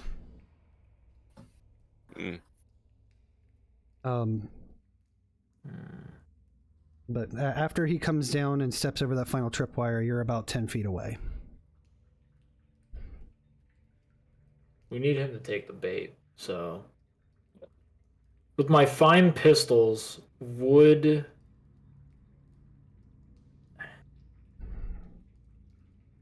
I don't know whether or not Honey's able to see me where I'm at. I mean, honestly, like, everybody in the group was kind of, like, aware of where I was heading anyway, so yeah. I don't know whether or not... Like, so if Honey does see one me... of the items you can take is the communicator. I have the communicator, but if I speak and he's 10 feet away, he might hear me. Yeah, but I do have my special eyes. You do have your special eyes, Mikami. Would you like to do a roll to see if you can spot Knuckles? Because he did hide. No, I'm gonna trust him. Okay. Okay, because the my reason job why... is to be a little guy and be very approachable. And that I'm doing. Okay. Okay. Considering that's the plan, we came in under a controlled circumstance. Mm-hmm. I'm going to lie prone. Okay. And have my blasters... have my blaster out, because I need my other hand as a just in case to be able to lift me quietly if I have to move. Okay.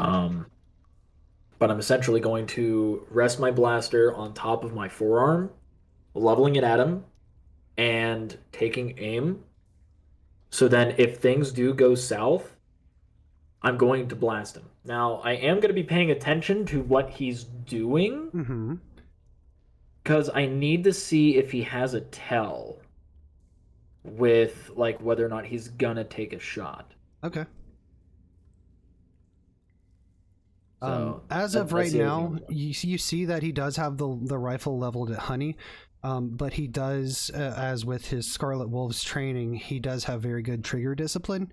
So his finger's not on the trigger yet. It's just kind of like resting on the next to the handle. So he's not going for a blast yet. His fingers aren't even wrapped around the trigger yet, but he is staying vigilant. Blue. Okay. Is there anything that you would like to do now that this guy is on the same floor as you and, for lack of a better term, walking in your general direction?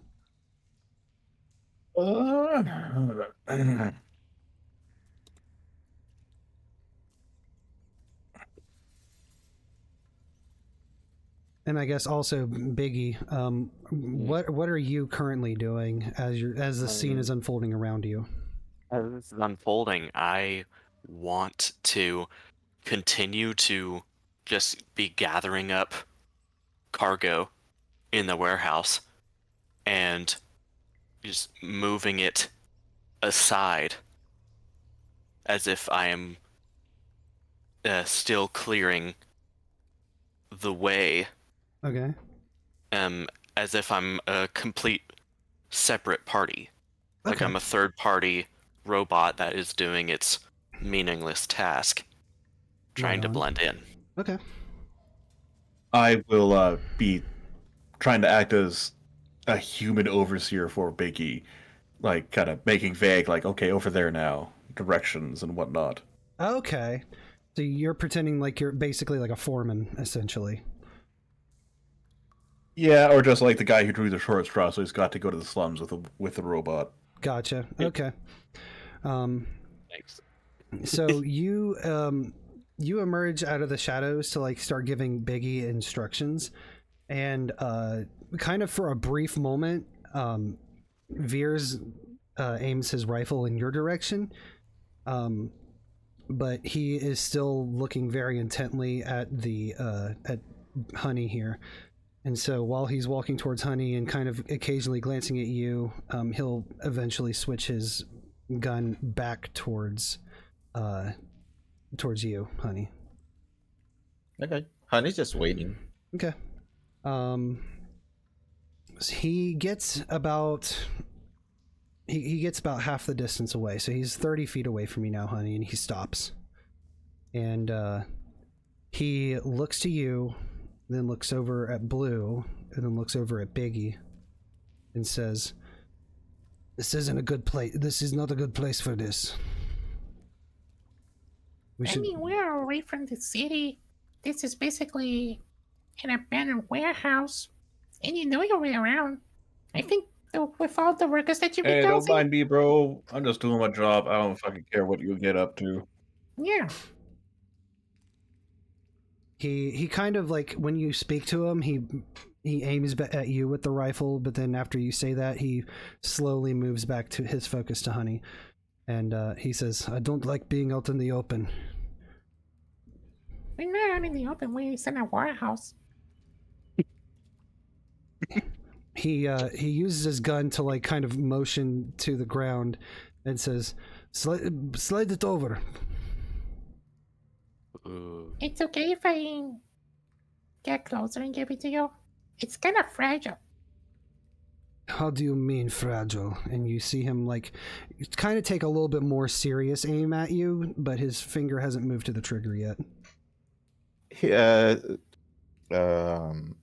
Honey picks up the nasal spray, shows it to him. Do you want me to discount cutaways? I don't want to roll it and waste it.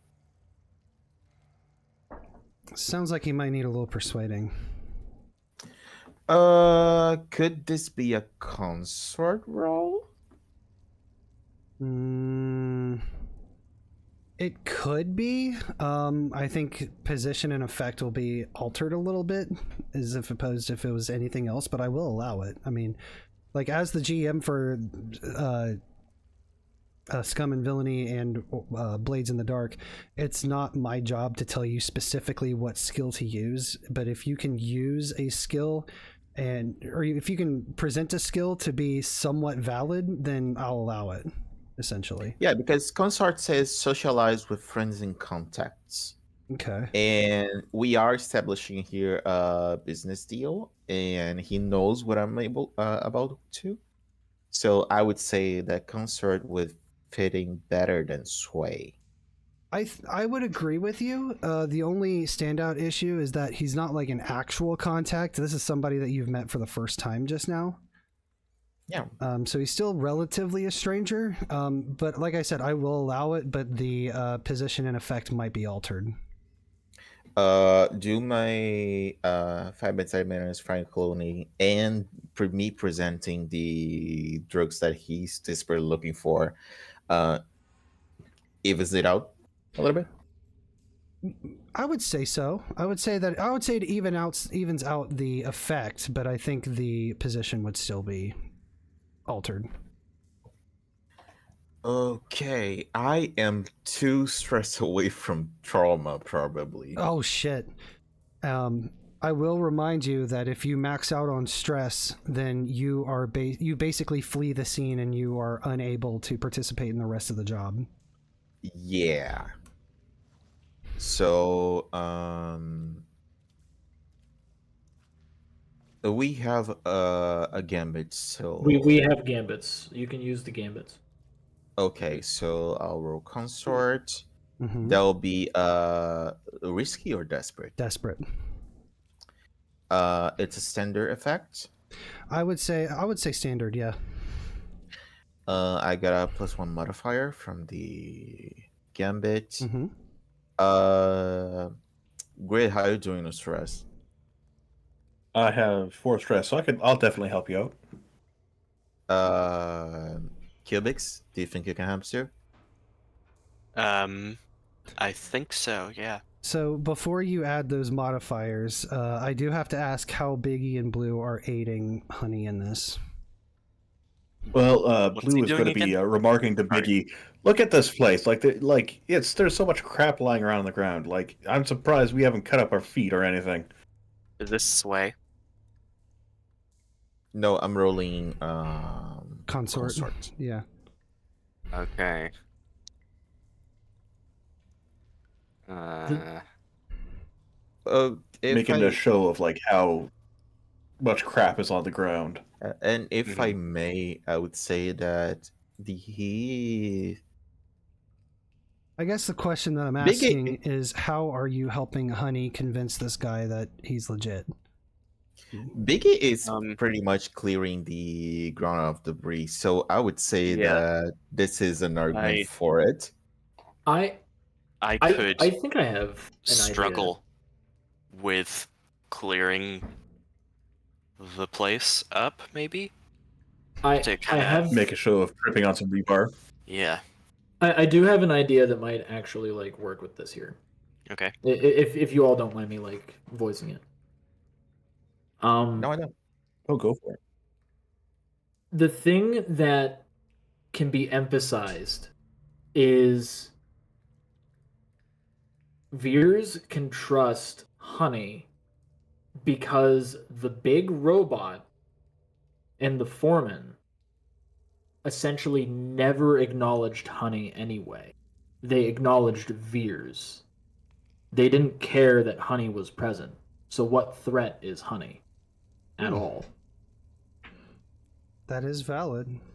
And it can also aid Honey in the sense of Honey at least knows that Veers is surrounded. It's very Yeah. true. Yeah. That's great. Yeah. Yeah. You know what? It might be a gray area, but I'm gonna allow it for story's sake. So yeah, I'll say that Blue and Biggie can help you out here too. Okay, so that's +3 die to 4 die in total. And I take a thingy. Yeah. Everybody Yes, who's stress. aiding takes 1 stress. Okay.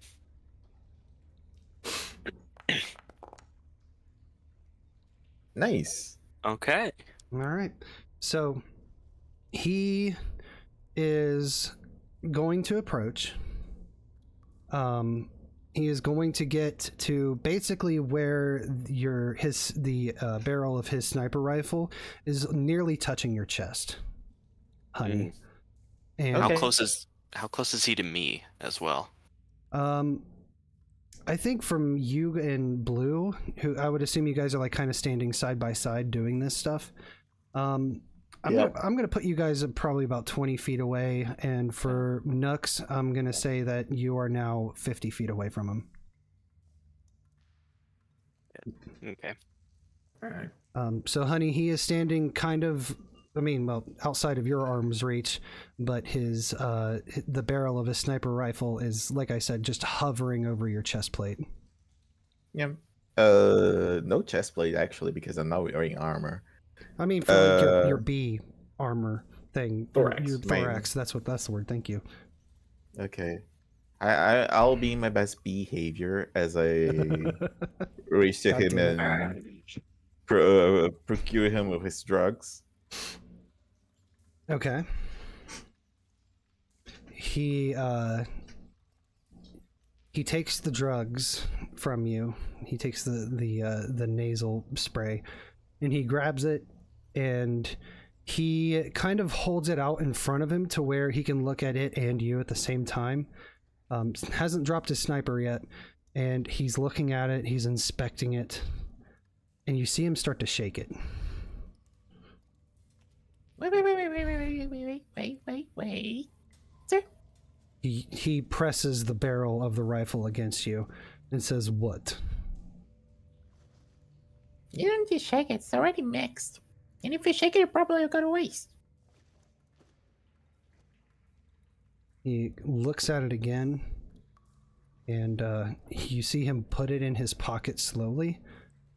And then he raises the rifle proper back up to the scope to where, well, not up to his eyes, but he aims it properly at you and moves the barrel from your thorax to your head and says, "Now get out." But I need to see what the effect is. No one did us use it yet. You see him wrap the finger around the trigger and press the barrel into your head further. He says, "Get out." Okay, jeez. Let me know if you'd like, okay? He doesn't say anything. He still has the gun trained on your head at point blank range. Can I leave, or are you just going to... I said, "Get the fuck out," and he kind of shoves you with the barrel of the gun into your forehead, essentially. Okay, jeez. Have a good one. Bye. And I'm gonna beeline to the exit. I'm gonna go and say RP fail on Veers' part. He should have said buzz off. Yeah, That's on me. My bad. That's a shame point on me. I'll take it.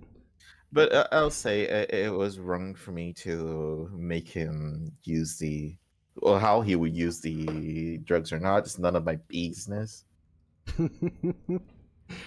All right. So you're zipping back out, essentially? Yep. Okay. So you zip back out. You see, you immediately see Veers point the rifle over towards Blue and Biggie.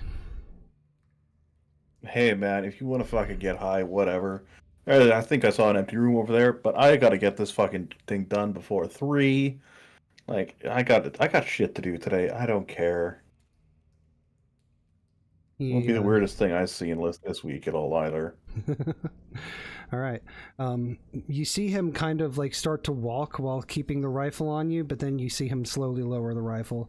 And Knuckle, he's heading back in your direction towards those stairs. He doesn't have the gun raised anymore. He's just kind of carrying it to his side.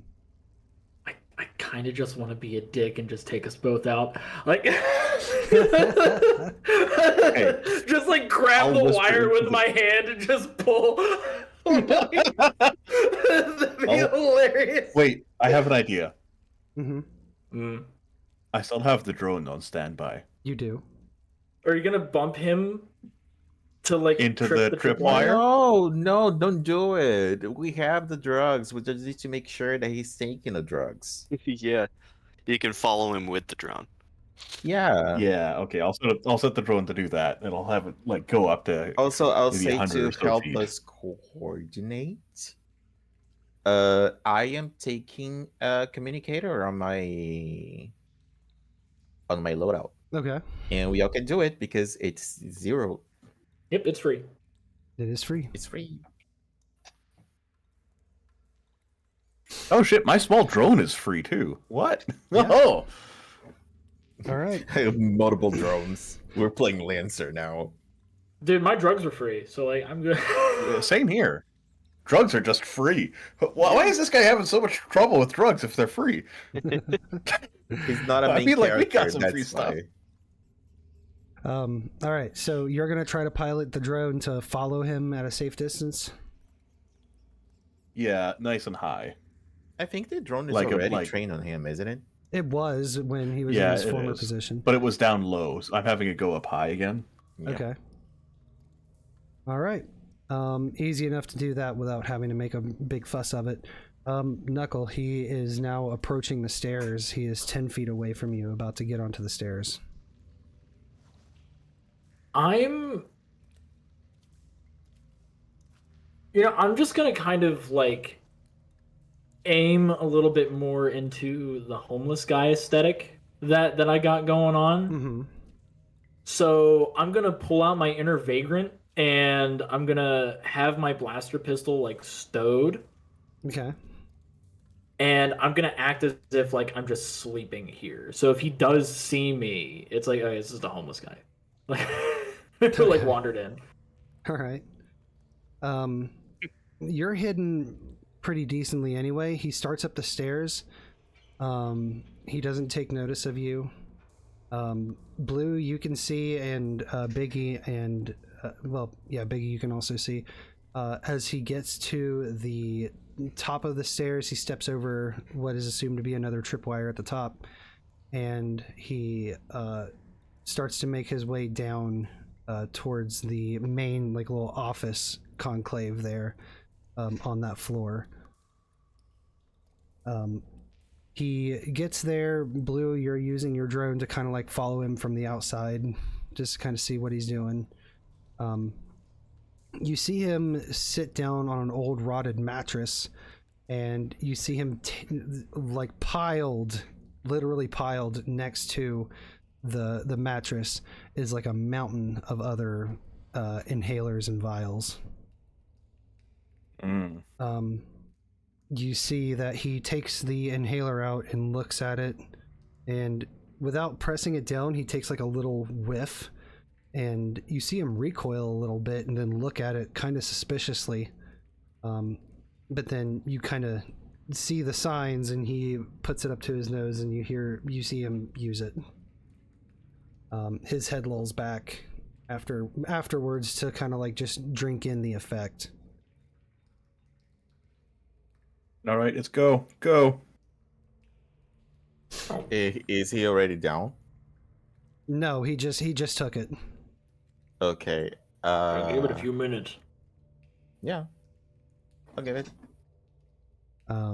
We might need to take care of the tripwires. We just gotta step over him.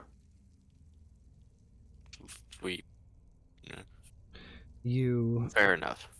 Blue, you keep watching him, and you see him start to stand, but then he stumbles, falls to a knee, and then like kind of looks at his hands and looks at his surroundings. He looks like he's starting to go into a panic, and then you see that he stands back up, and like it looks like his body is beginning to like almost glitch out. But you do see that it does. He has some sort of sedation about him, but he's not knocked out. As he stands back up and he starts to like make his way back to the office exit. Oh. Wait, he's glitching out? From looks Blue's like he's drone, having it appears spasms. that way.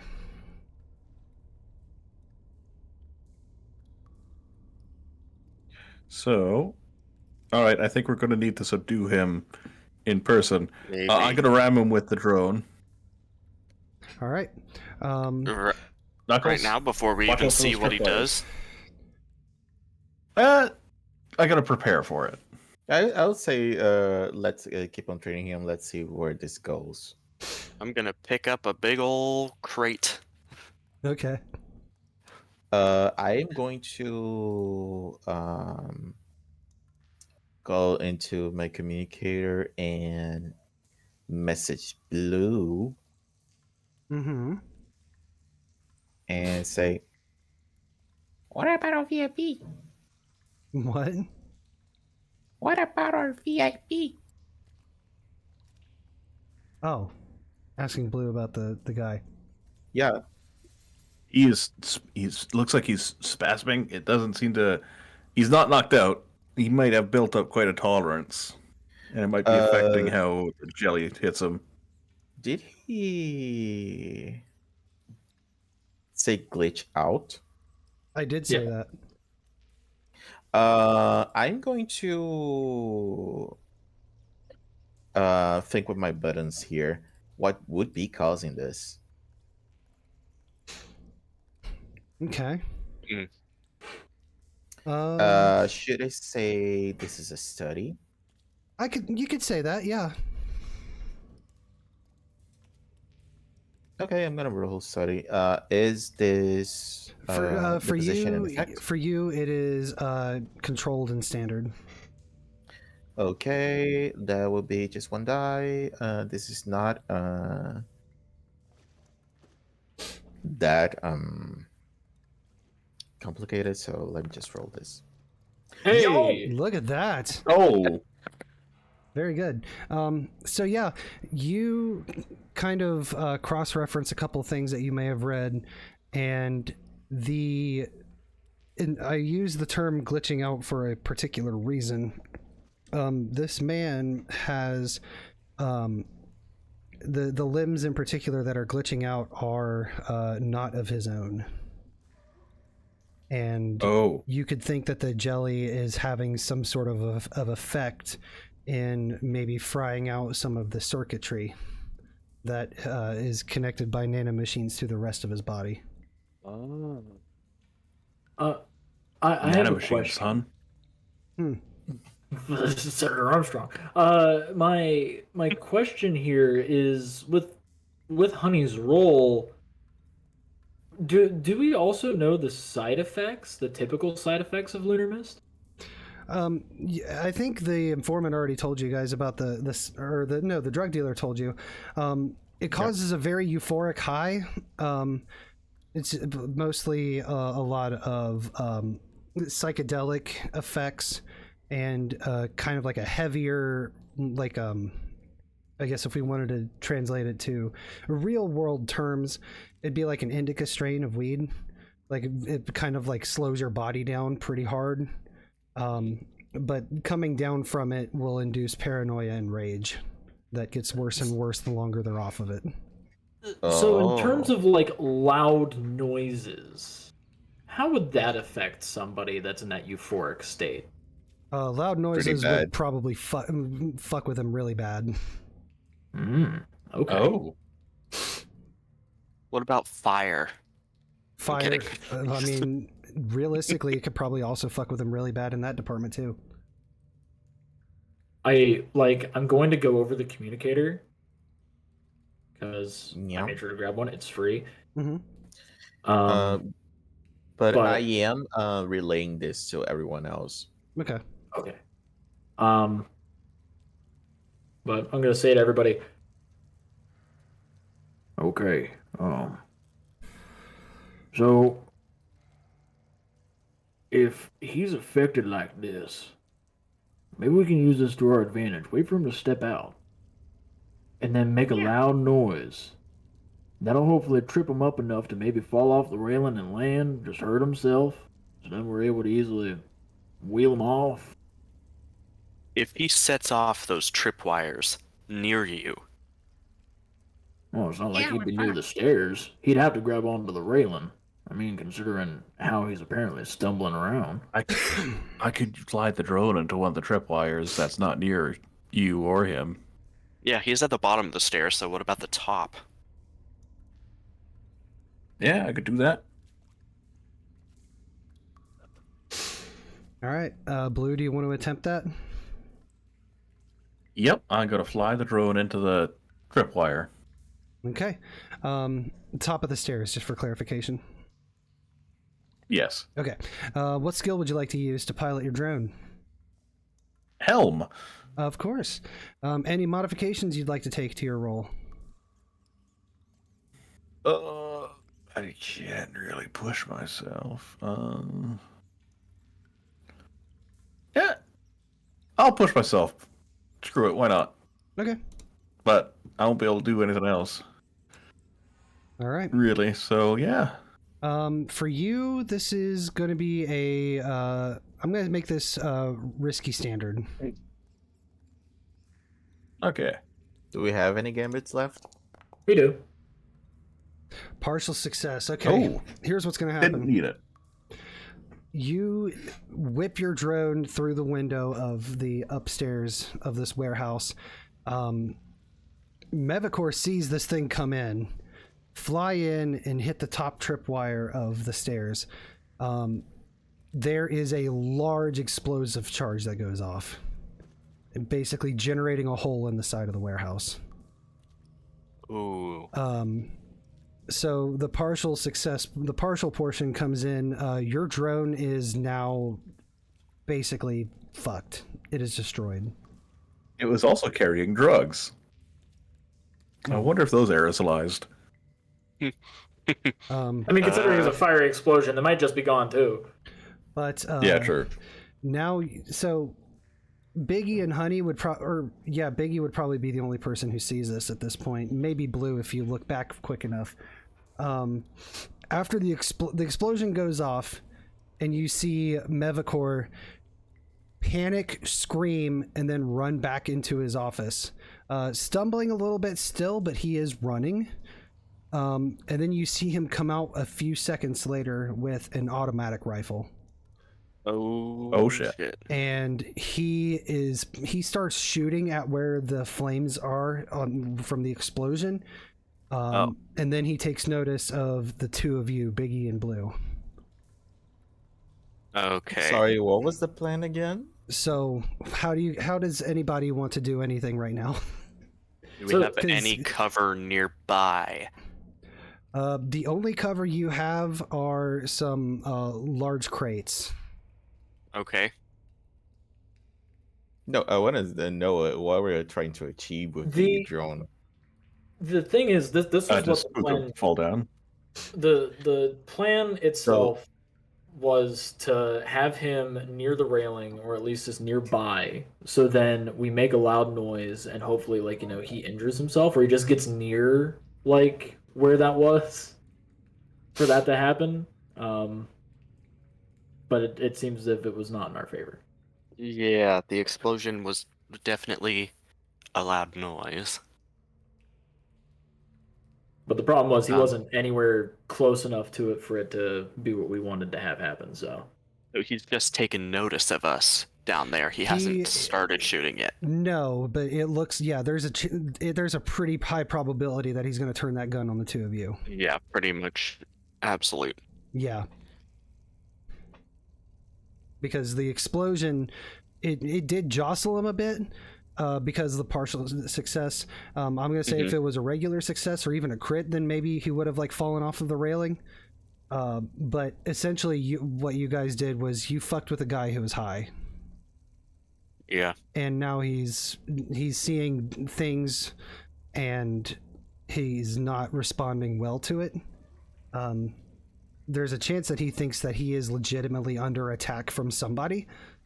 And so he runs into the office area, grabs his rifle, starts shooting where the drone flew first, but then looks to Biggie and Blue, and in his mind isn't sure if you guys are friend or foe, but it looks like he's about to turn his gun towards you guys anyway. Okay. So I'm currently holding a crate, actually. You are currently holding a crate. And Blue and I are directly next to each other. Mm-hmm. Okay, I'm gonna slam that thing down in front of us. And can I use my bodyguard ability in this scenario? What is your bodyguard ability? When I protect a crewmate, I can resist with a dice. Okay. And if I take harm, I can clear 1 stress. Okay. Sounds good. So you're basically just providing cover for Blue, essentially. Yeah. Okay. Yeah, we can do that. Blue. Actually, I'm gonna resolve. I'm gonna quickly. Oh, go ahead. I'll quickly shout out because I think at this point he's probably elbow deep into this hallucination. Uh-huh. I'm gonna quickly shout, "Quick, brother! We're with the Scarlet Wolves. The Sun Eaters are coming for us. Come down here. You're exposed up there." Jesus. Okay. I'll try to sway him over. All right. I'll you know what? I'll allow this first. Okay. Any Do that first? Yeah, we're gonna do Blue sway roll first. Okay. Anything that you want to modify to this roll? If I can't push myself because I only have 1 stress left before I take a trauma. Okay. So if anyone wants to help out. What can I use? Sway? You don't have to use anything. You Oh, just no, you have just to say can what you're help. going to do to help Blue achieve his Oh goal. yeah. I got it. I'll take a stress. Okay. How are you helping Blue? Outside of the covering, well, I guess the bear that could count. You're Basically, literally just stand there and like motion my arms okay. All for him right. to come to us. Okay. So Blue, you'll get an extra die for this. I'm going to do something okay. to help. Okay. So I haven't quite done anything with this with the crate. I set it down and didn't do the bodyguard. Okay. I am going to take my blaster pistol that is on my loadout and just I am out of the warehouse and out of line of view, right? Line of sight. Yeah. I'm just going to go pew pew pew up. Makes pew pew noises. It's mandatory. Oh. That's on the item. Yeah. Yeah. So I'll take a stress to assist this. Okay. Great. So you're getting 2 die, Blue. Your position is desperate because this could go bad. And I'm gonna say that in his hallucinogenic mind, there is a chance that he could believe this. So I'm gonna give you standard effect.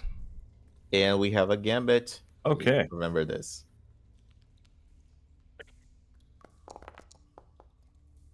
Uh-oh.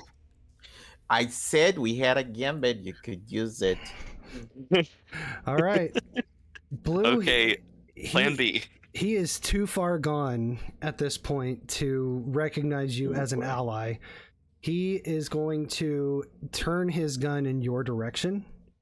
And because you didn't take any actions to hide behind the crate, Biggie just kind of set it down in front of you. You're still partially exposed, and he's going to start taking. He's just going to lay into you with some bullet rounds. What about bodyguard? Do you want? That's right. You did say bodyguard.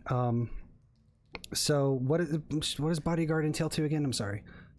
When I protect a crewmate, I can resist with 1 dice. So basically, I believe I will take the brunt of the damage. Okay. And I can resist. Great. Partial. Okay, so what resisting does is I'll give you 6 stress, and then you have to roll it. You're getting 1 die for this, and I get 6 stress. here's how. Yeah, this is how resisting works, because you can resist a bad outcome. You take 6 stress automatically, but then you roll a die, and whatever the number the die shows up is how much stress you don't take from that. So it's like 6 stress minus the die value. Okay, so this die roll is going to save me from trauma. Currently. Yes. Because I only have 4 stress left.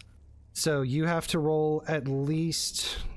Yeah, you have to roll at least 4 to not go into trauma mode. Okay. Can he spend a gambit on this? I think it... Well, it's a great question. I think that gambits are reserved for action rolls and not resistance. But let me make super duper sure, because I don't want to tell you guys the wrong information. Every single time I end up like asking this kind of question in one of your games, like and then it's like, I don't know. Nobody asked this. Yeah, no, this is I'm like, because not even in Blades in the Dark, nobody has like, because typically you can't push yourself for a resistance roll, but gambits are something different. It's unique to this game. Any crew member can spend a gambit during an action roll. Yeah, so it has to be during the action roll itself, not a resistance roll. Okay. Okay. I think I got this. Can anybody like help out at all? There is no What are there's your no stress? helping out. Resistance Okay. rolls are just you and It's you just alone. me. Mhm. I'm the only bodyguard. Yeah. Okay. Where do I go to roll for this one? I'm going to say that this is going to be you would click the dice icon on the left. On the left? Yep. Yeah. And then just make it 1D, and then type in the field resistance roll.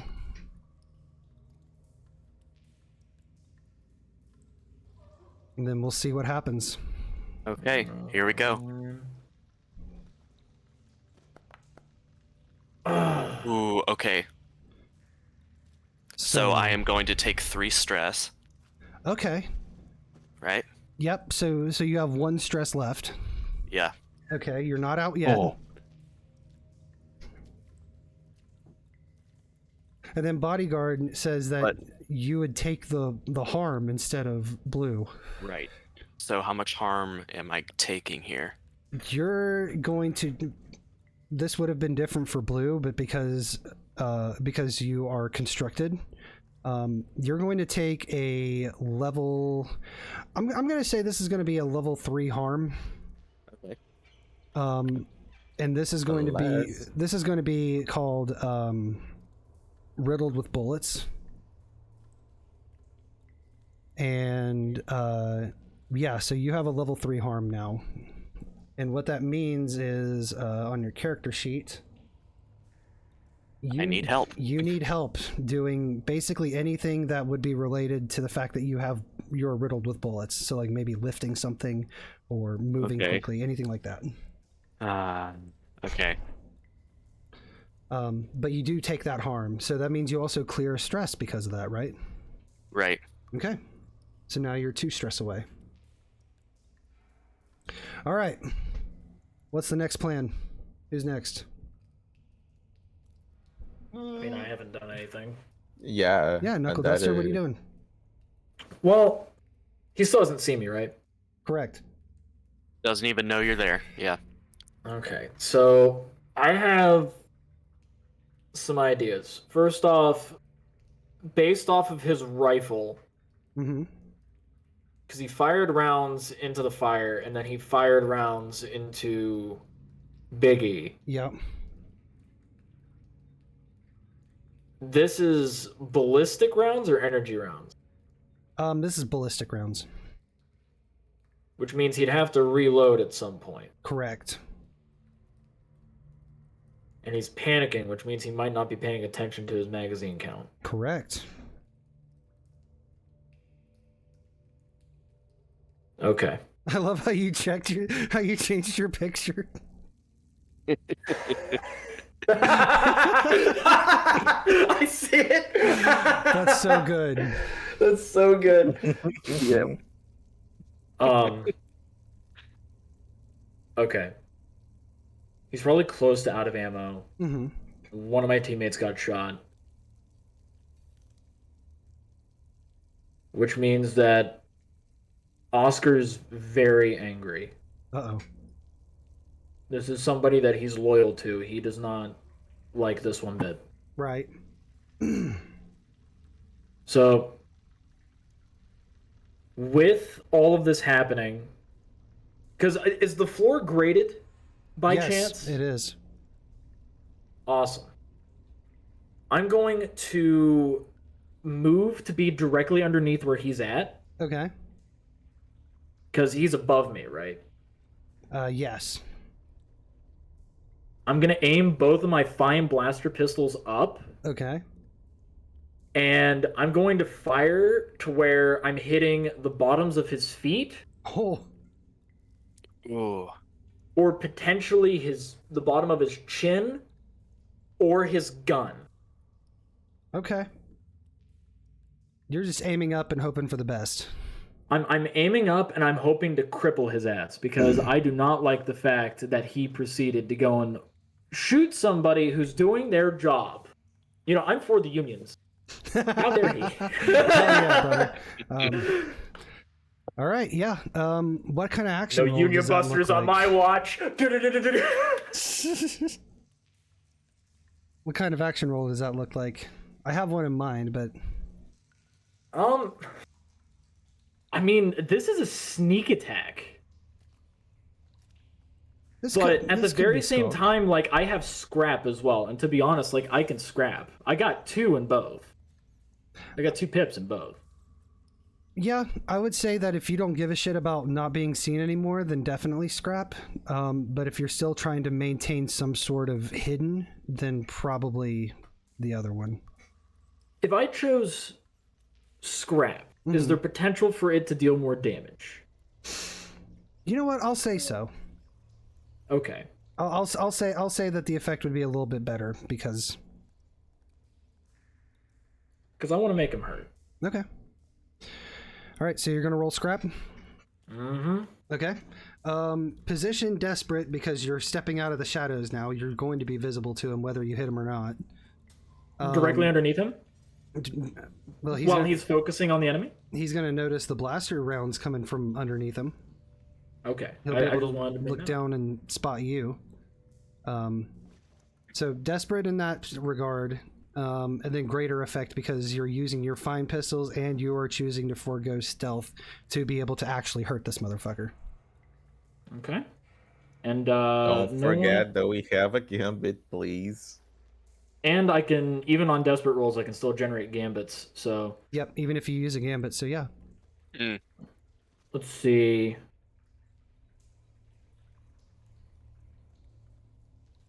I'm gonna push myself. I'm gonna take 2 stress to add another die. Okay. So that brings you up to 2 extra 2 extra. for the gambit and for pushing yourself. Oh, I didn't say I used the gambit. Oh, okay. My bad. That's all good.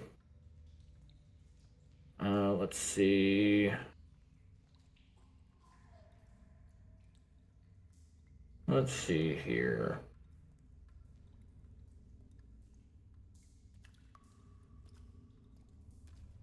I could. I really want to fuck him up. Yeah, I'll use a gambit. Fuck it. Okay. So that's 2 Fuck extra him die. up. Anything Fuck him else? up, Fuck him up. No, that's all I got. Okie dokie. Give me that roll. Partial success. No, that using all of that was necessary. Okay. Yeah, it was. Okay, so here's what I'm going to say is going to happen. You are going to shoot. You're going to shoot the gun out of his hand. You're going to disarm him. Okay. But now his focus is purely on you. And you see him begin to run towards the office building again. We gotta get him out of there. I got a plan.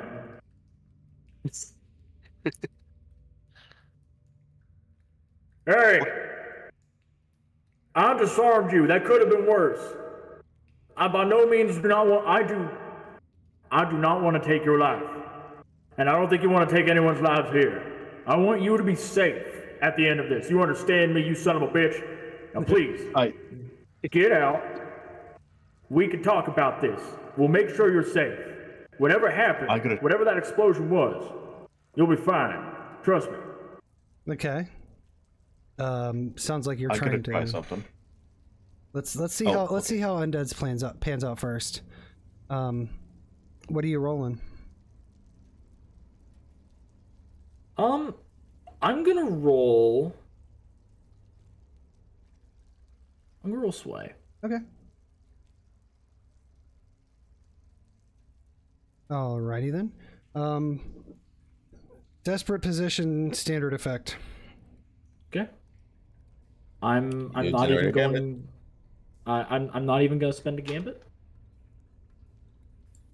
I'm like heart of the cards. Okay. Heart of the cards. Heart of the cards. Okay. Okay.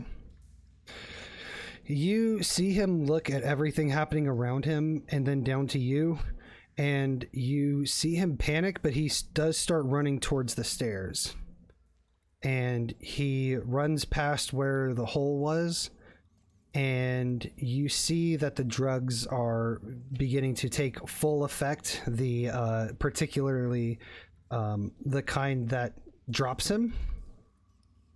And as he gets close to the foot of the stairs, you see his eyes flutter and roll into the back of his head, and he starts to fall towards the last trip mine.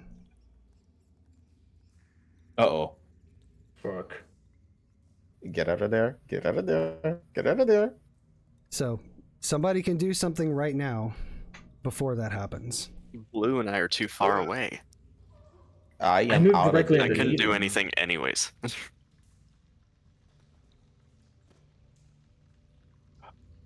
Desperate I'm times, going right? to use my genius pet, which is like a like a small little robot dog to go run forward and kind of push him out of the way. Not stop him from falling, but push him in a different direction. Reorient Okay. his momentum away Shove him from in the the pile of tripwire. rebar. Okay. Incapable of speaking, but can understand language and assist with basic tasks. Likes you. Really cute. Anticipates your actions. Okay. All right. I can't just let this say that it happens. There's got to be a role to this. I'm gonna use, because it's my little robot dog. I'm gonna try using rig for this to have it like go underneath the tripwire and activate its servos a little bit extra harder to give it a bit more oomph. Okay. You know what? That sounds fine to me. Desperate, obviously. Yep. I'm going to assist. Okay. I'm going to take that stress. Okay. How are you assisting? I'm going to be yelling out to the dog exactly where the tripwire is, so then its trajectory is good enough to move him out of the way. Very good. All right, so you got an extra die now. Desperate position. I'm also standard effect. Tell me if this won't work or not, but I'm going to cry out for Da Vinci, my little robot dog. You could do it, Da Vinci. I spent so much time doing this with Mechanic's Heart to hopefully gain potency. Maybe not with your pet, because he already likes you. Damn. Yeah, alright. Okay. So, effect is standard or limited? Standard. Okay. Okay.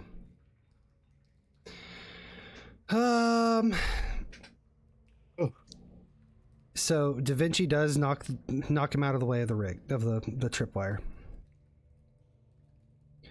Unfortunately, on the rebound, Da Vinci hits the tripwire after springing off the guy. No, Da Vinci. And Da Vinci, no. And you see what looks like from underneath the ground, you see a line of knives come up and jut into Da Vinci. Da Vinci! Da Vinci isn't destroyed, but he does have like 2 or 3 knives in him, and he is currently stuck at that position. But he does fall onto the stairs again instead of onto the tripwire. And you see that he is not getting back up. He is out cold.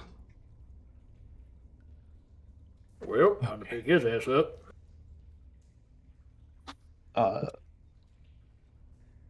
Yeah, okay. I'm gonna go quickly cradle Da Vinci in my arms. I'm I've gonna, only lost Morsley today. I'm Not gonna using Da fireman Vinci. carry Okay, fucking first of views. all, I am going to make my way inside of the warehouse again. Mm-hmm. I am going to take out my. Oh no, I don't have space for a medkit. Fuck. Blue Da Vinci just kind of, like, after you pick him up, he just kind of barks at you and like all happy and stuff, like nothing happened. Da Vinci. He has wounds in him, but it doesn't seem to bother him. Okay, I'll take Speaking of my wounds. illicit drugs and syringes and applicators. Mm-hmm. I am going to first of all make sure that the guy is knocked out cold and won't wake up in a while. Yeah, you check him and he's out cold. No, I'm gonna say that I'm going to further drug him too, so he. Okay. Don't make him OD, damn it. He's out cold. I'm And I'm realizing going to use my patch ability to make so that Biggie is ignoring the harm penalty. Very good. Oh. All right. Okay. I don't think I can I do was it about with to your say, dog. I'm sorry. would I be able to help with that? Um, Oh no, I was going to help with Biggie because I might be able to help with Rig. yeah, because this sounds like you would have to when you may doctor someone, so you'd have to roll the doctor skill to do it. But Blue, yeah, you could potentially aid with this.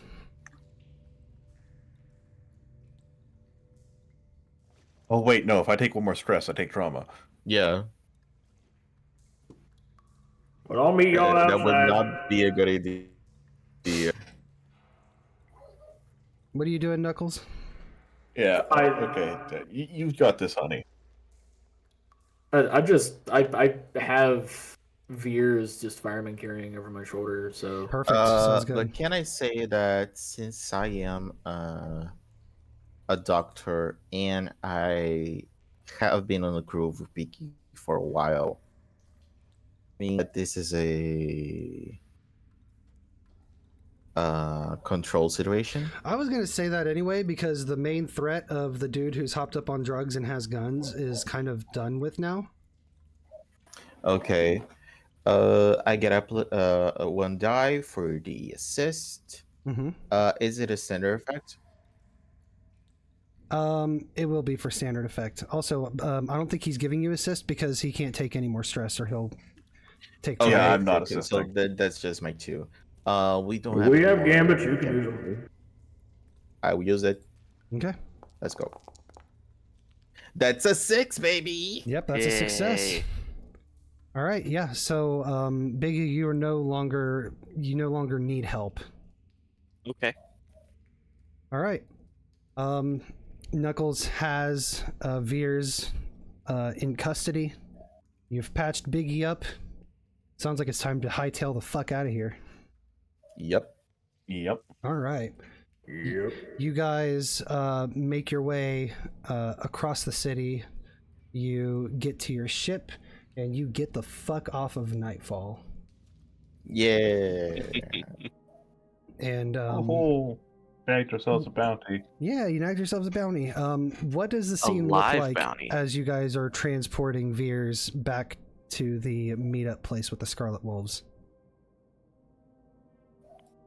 We never found out who did all the killing, but we weren't there for all the killing. We were there for Veers, and we got him. Mm-hmm. Yeah, we were there for this guy. This guy needs a detox.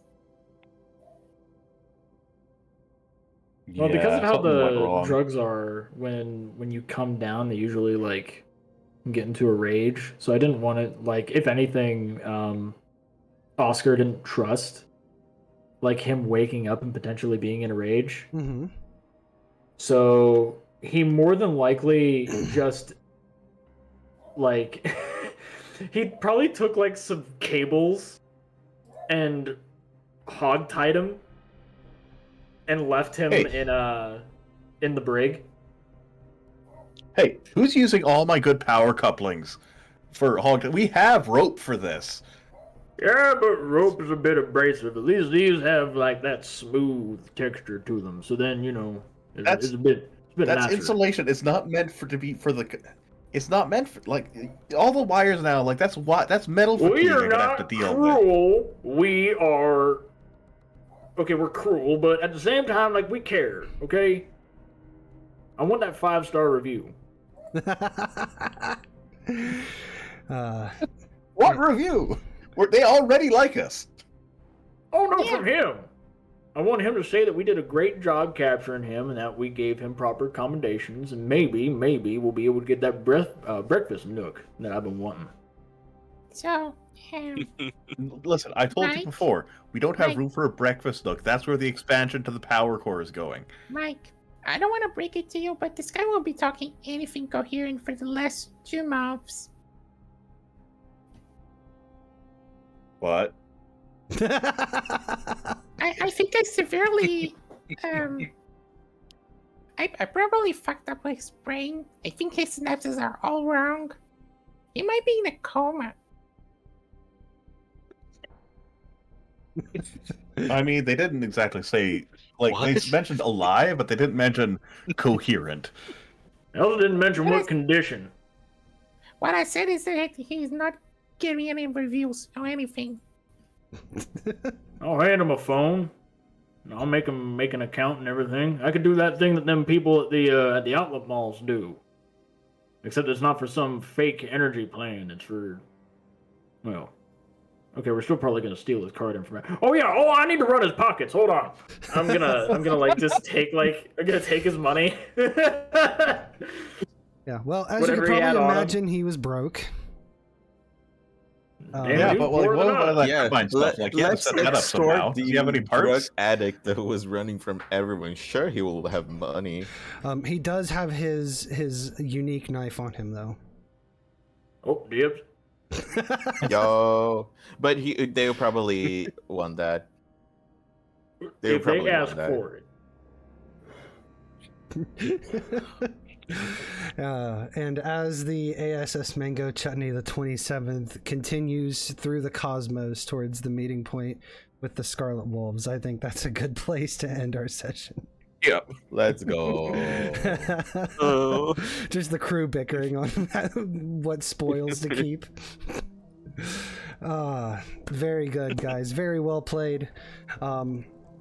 Thank you, everybody, for joining me tonight. Thank you to those watching. Thank you to my players for playing in Scum and Villainy. Like I said, I've played with Blades in the Dark, so this is kind of mirror to it, just different setting, a couple different mechanics. But otherwise, I found it really well done. Let's see here. We'll go through our players. If you have anything you want to shout out or call attention to, or just say something funny, by all means. Let's start with Cubics. This was really fun. Really glad I was able to make it for this. Thanks, Grid, for basically being the one to have me on here. And thank you, Gil, for being a wonderful game master. Thank you. I'm honestly just super stoked that we got to do something together finally. This was a blast. I'm glad you had fun. Yeah. And I may have been the only one to be horribly scarred Oh no. by this whole event. Biggie, I mean. Yeah, I think so. He will come out on the other side a changed robot. Mikami. I mean, probably we'll Yeah, have to well, patch he him up. without being fixed. Yeah. Bunsen probably spent some time to do upgrades, so he's like Biggie version 0.11 now. Biggie the second. There you go. Mikami, do you have anything you want to shout out? At least the No, aside from saying thank you for how can I say it?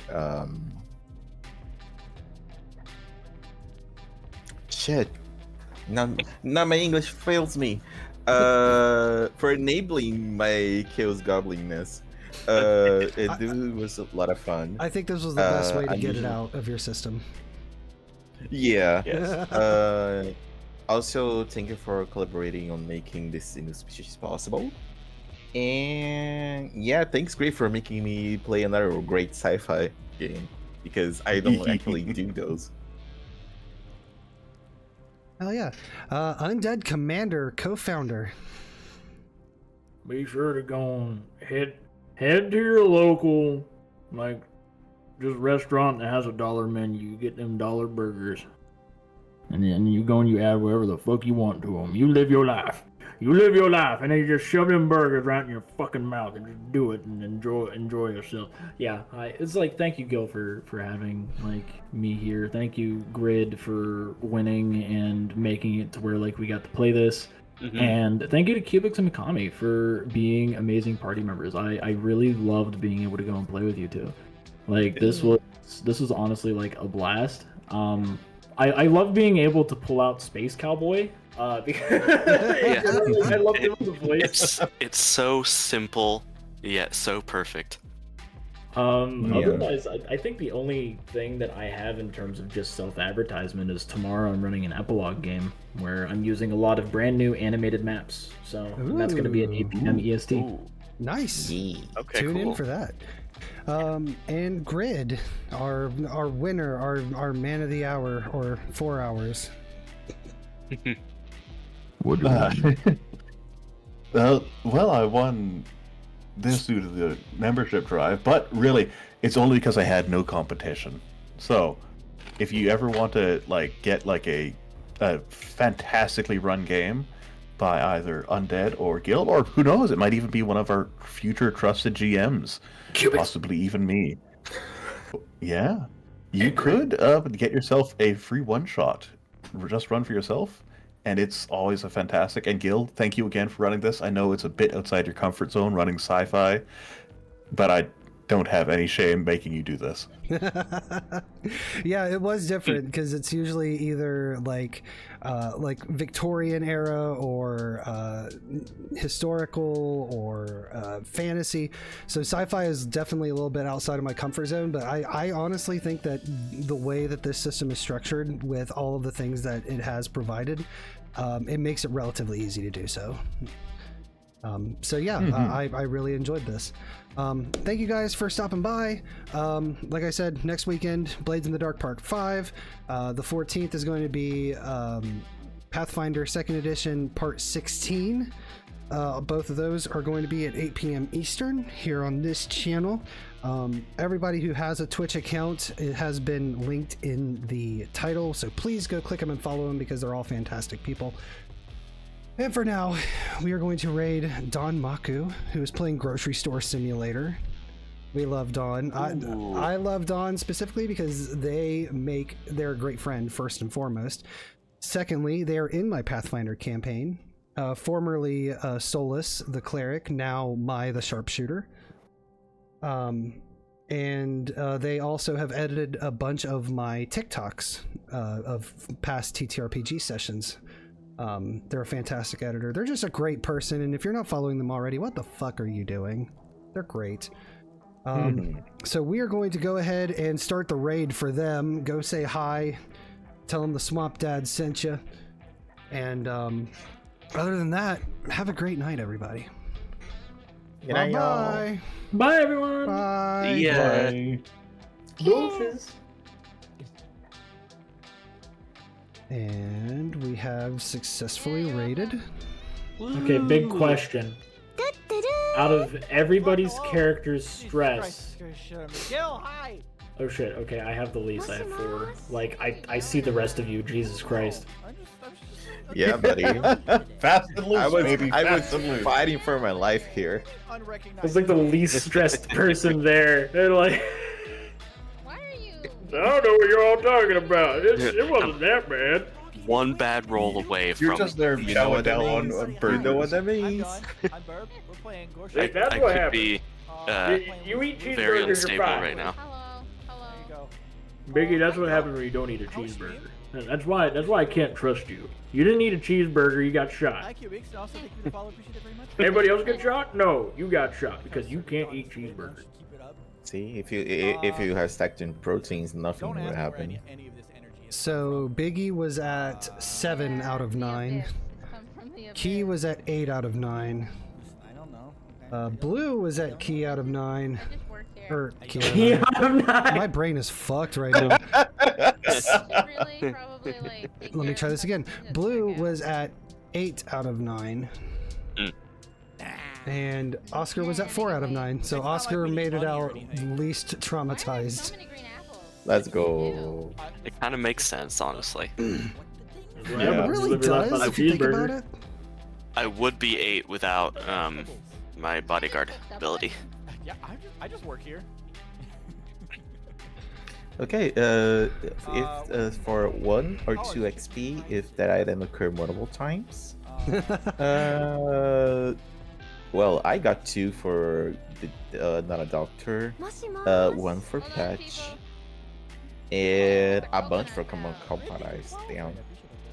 Oh, you know what? I would actually have trauma if not for bodyguard.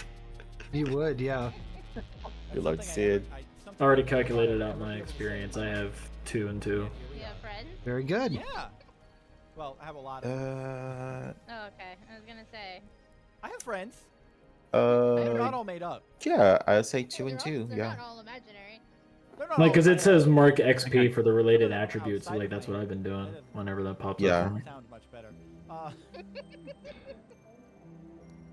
Shit. Yep, there's that. Yeah, that was fun. Yeah, that was a lot of fun. Grapefruit. I enjoyed What that. is a grapefruit? Yeah. I got to be all fucking Western.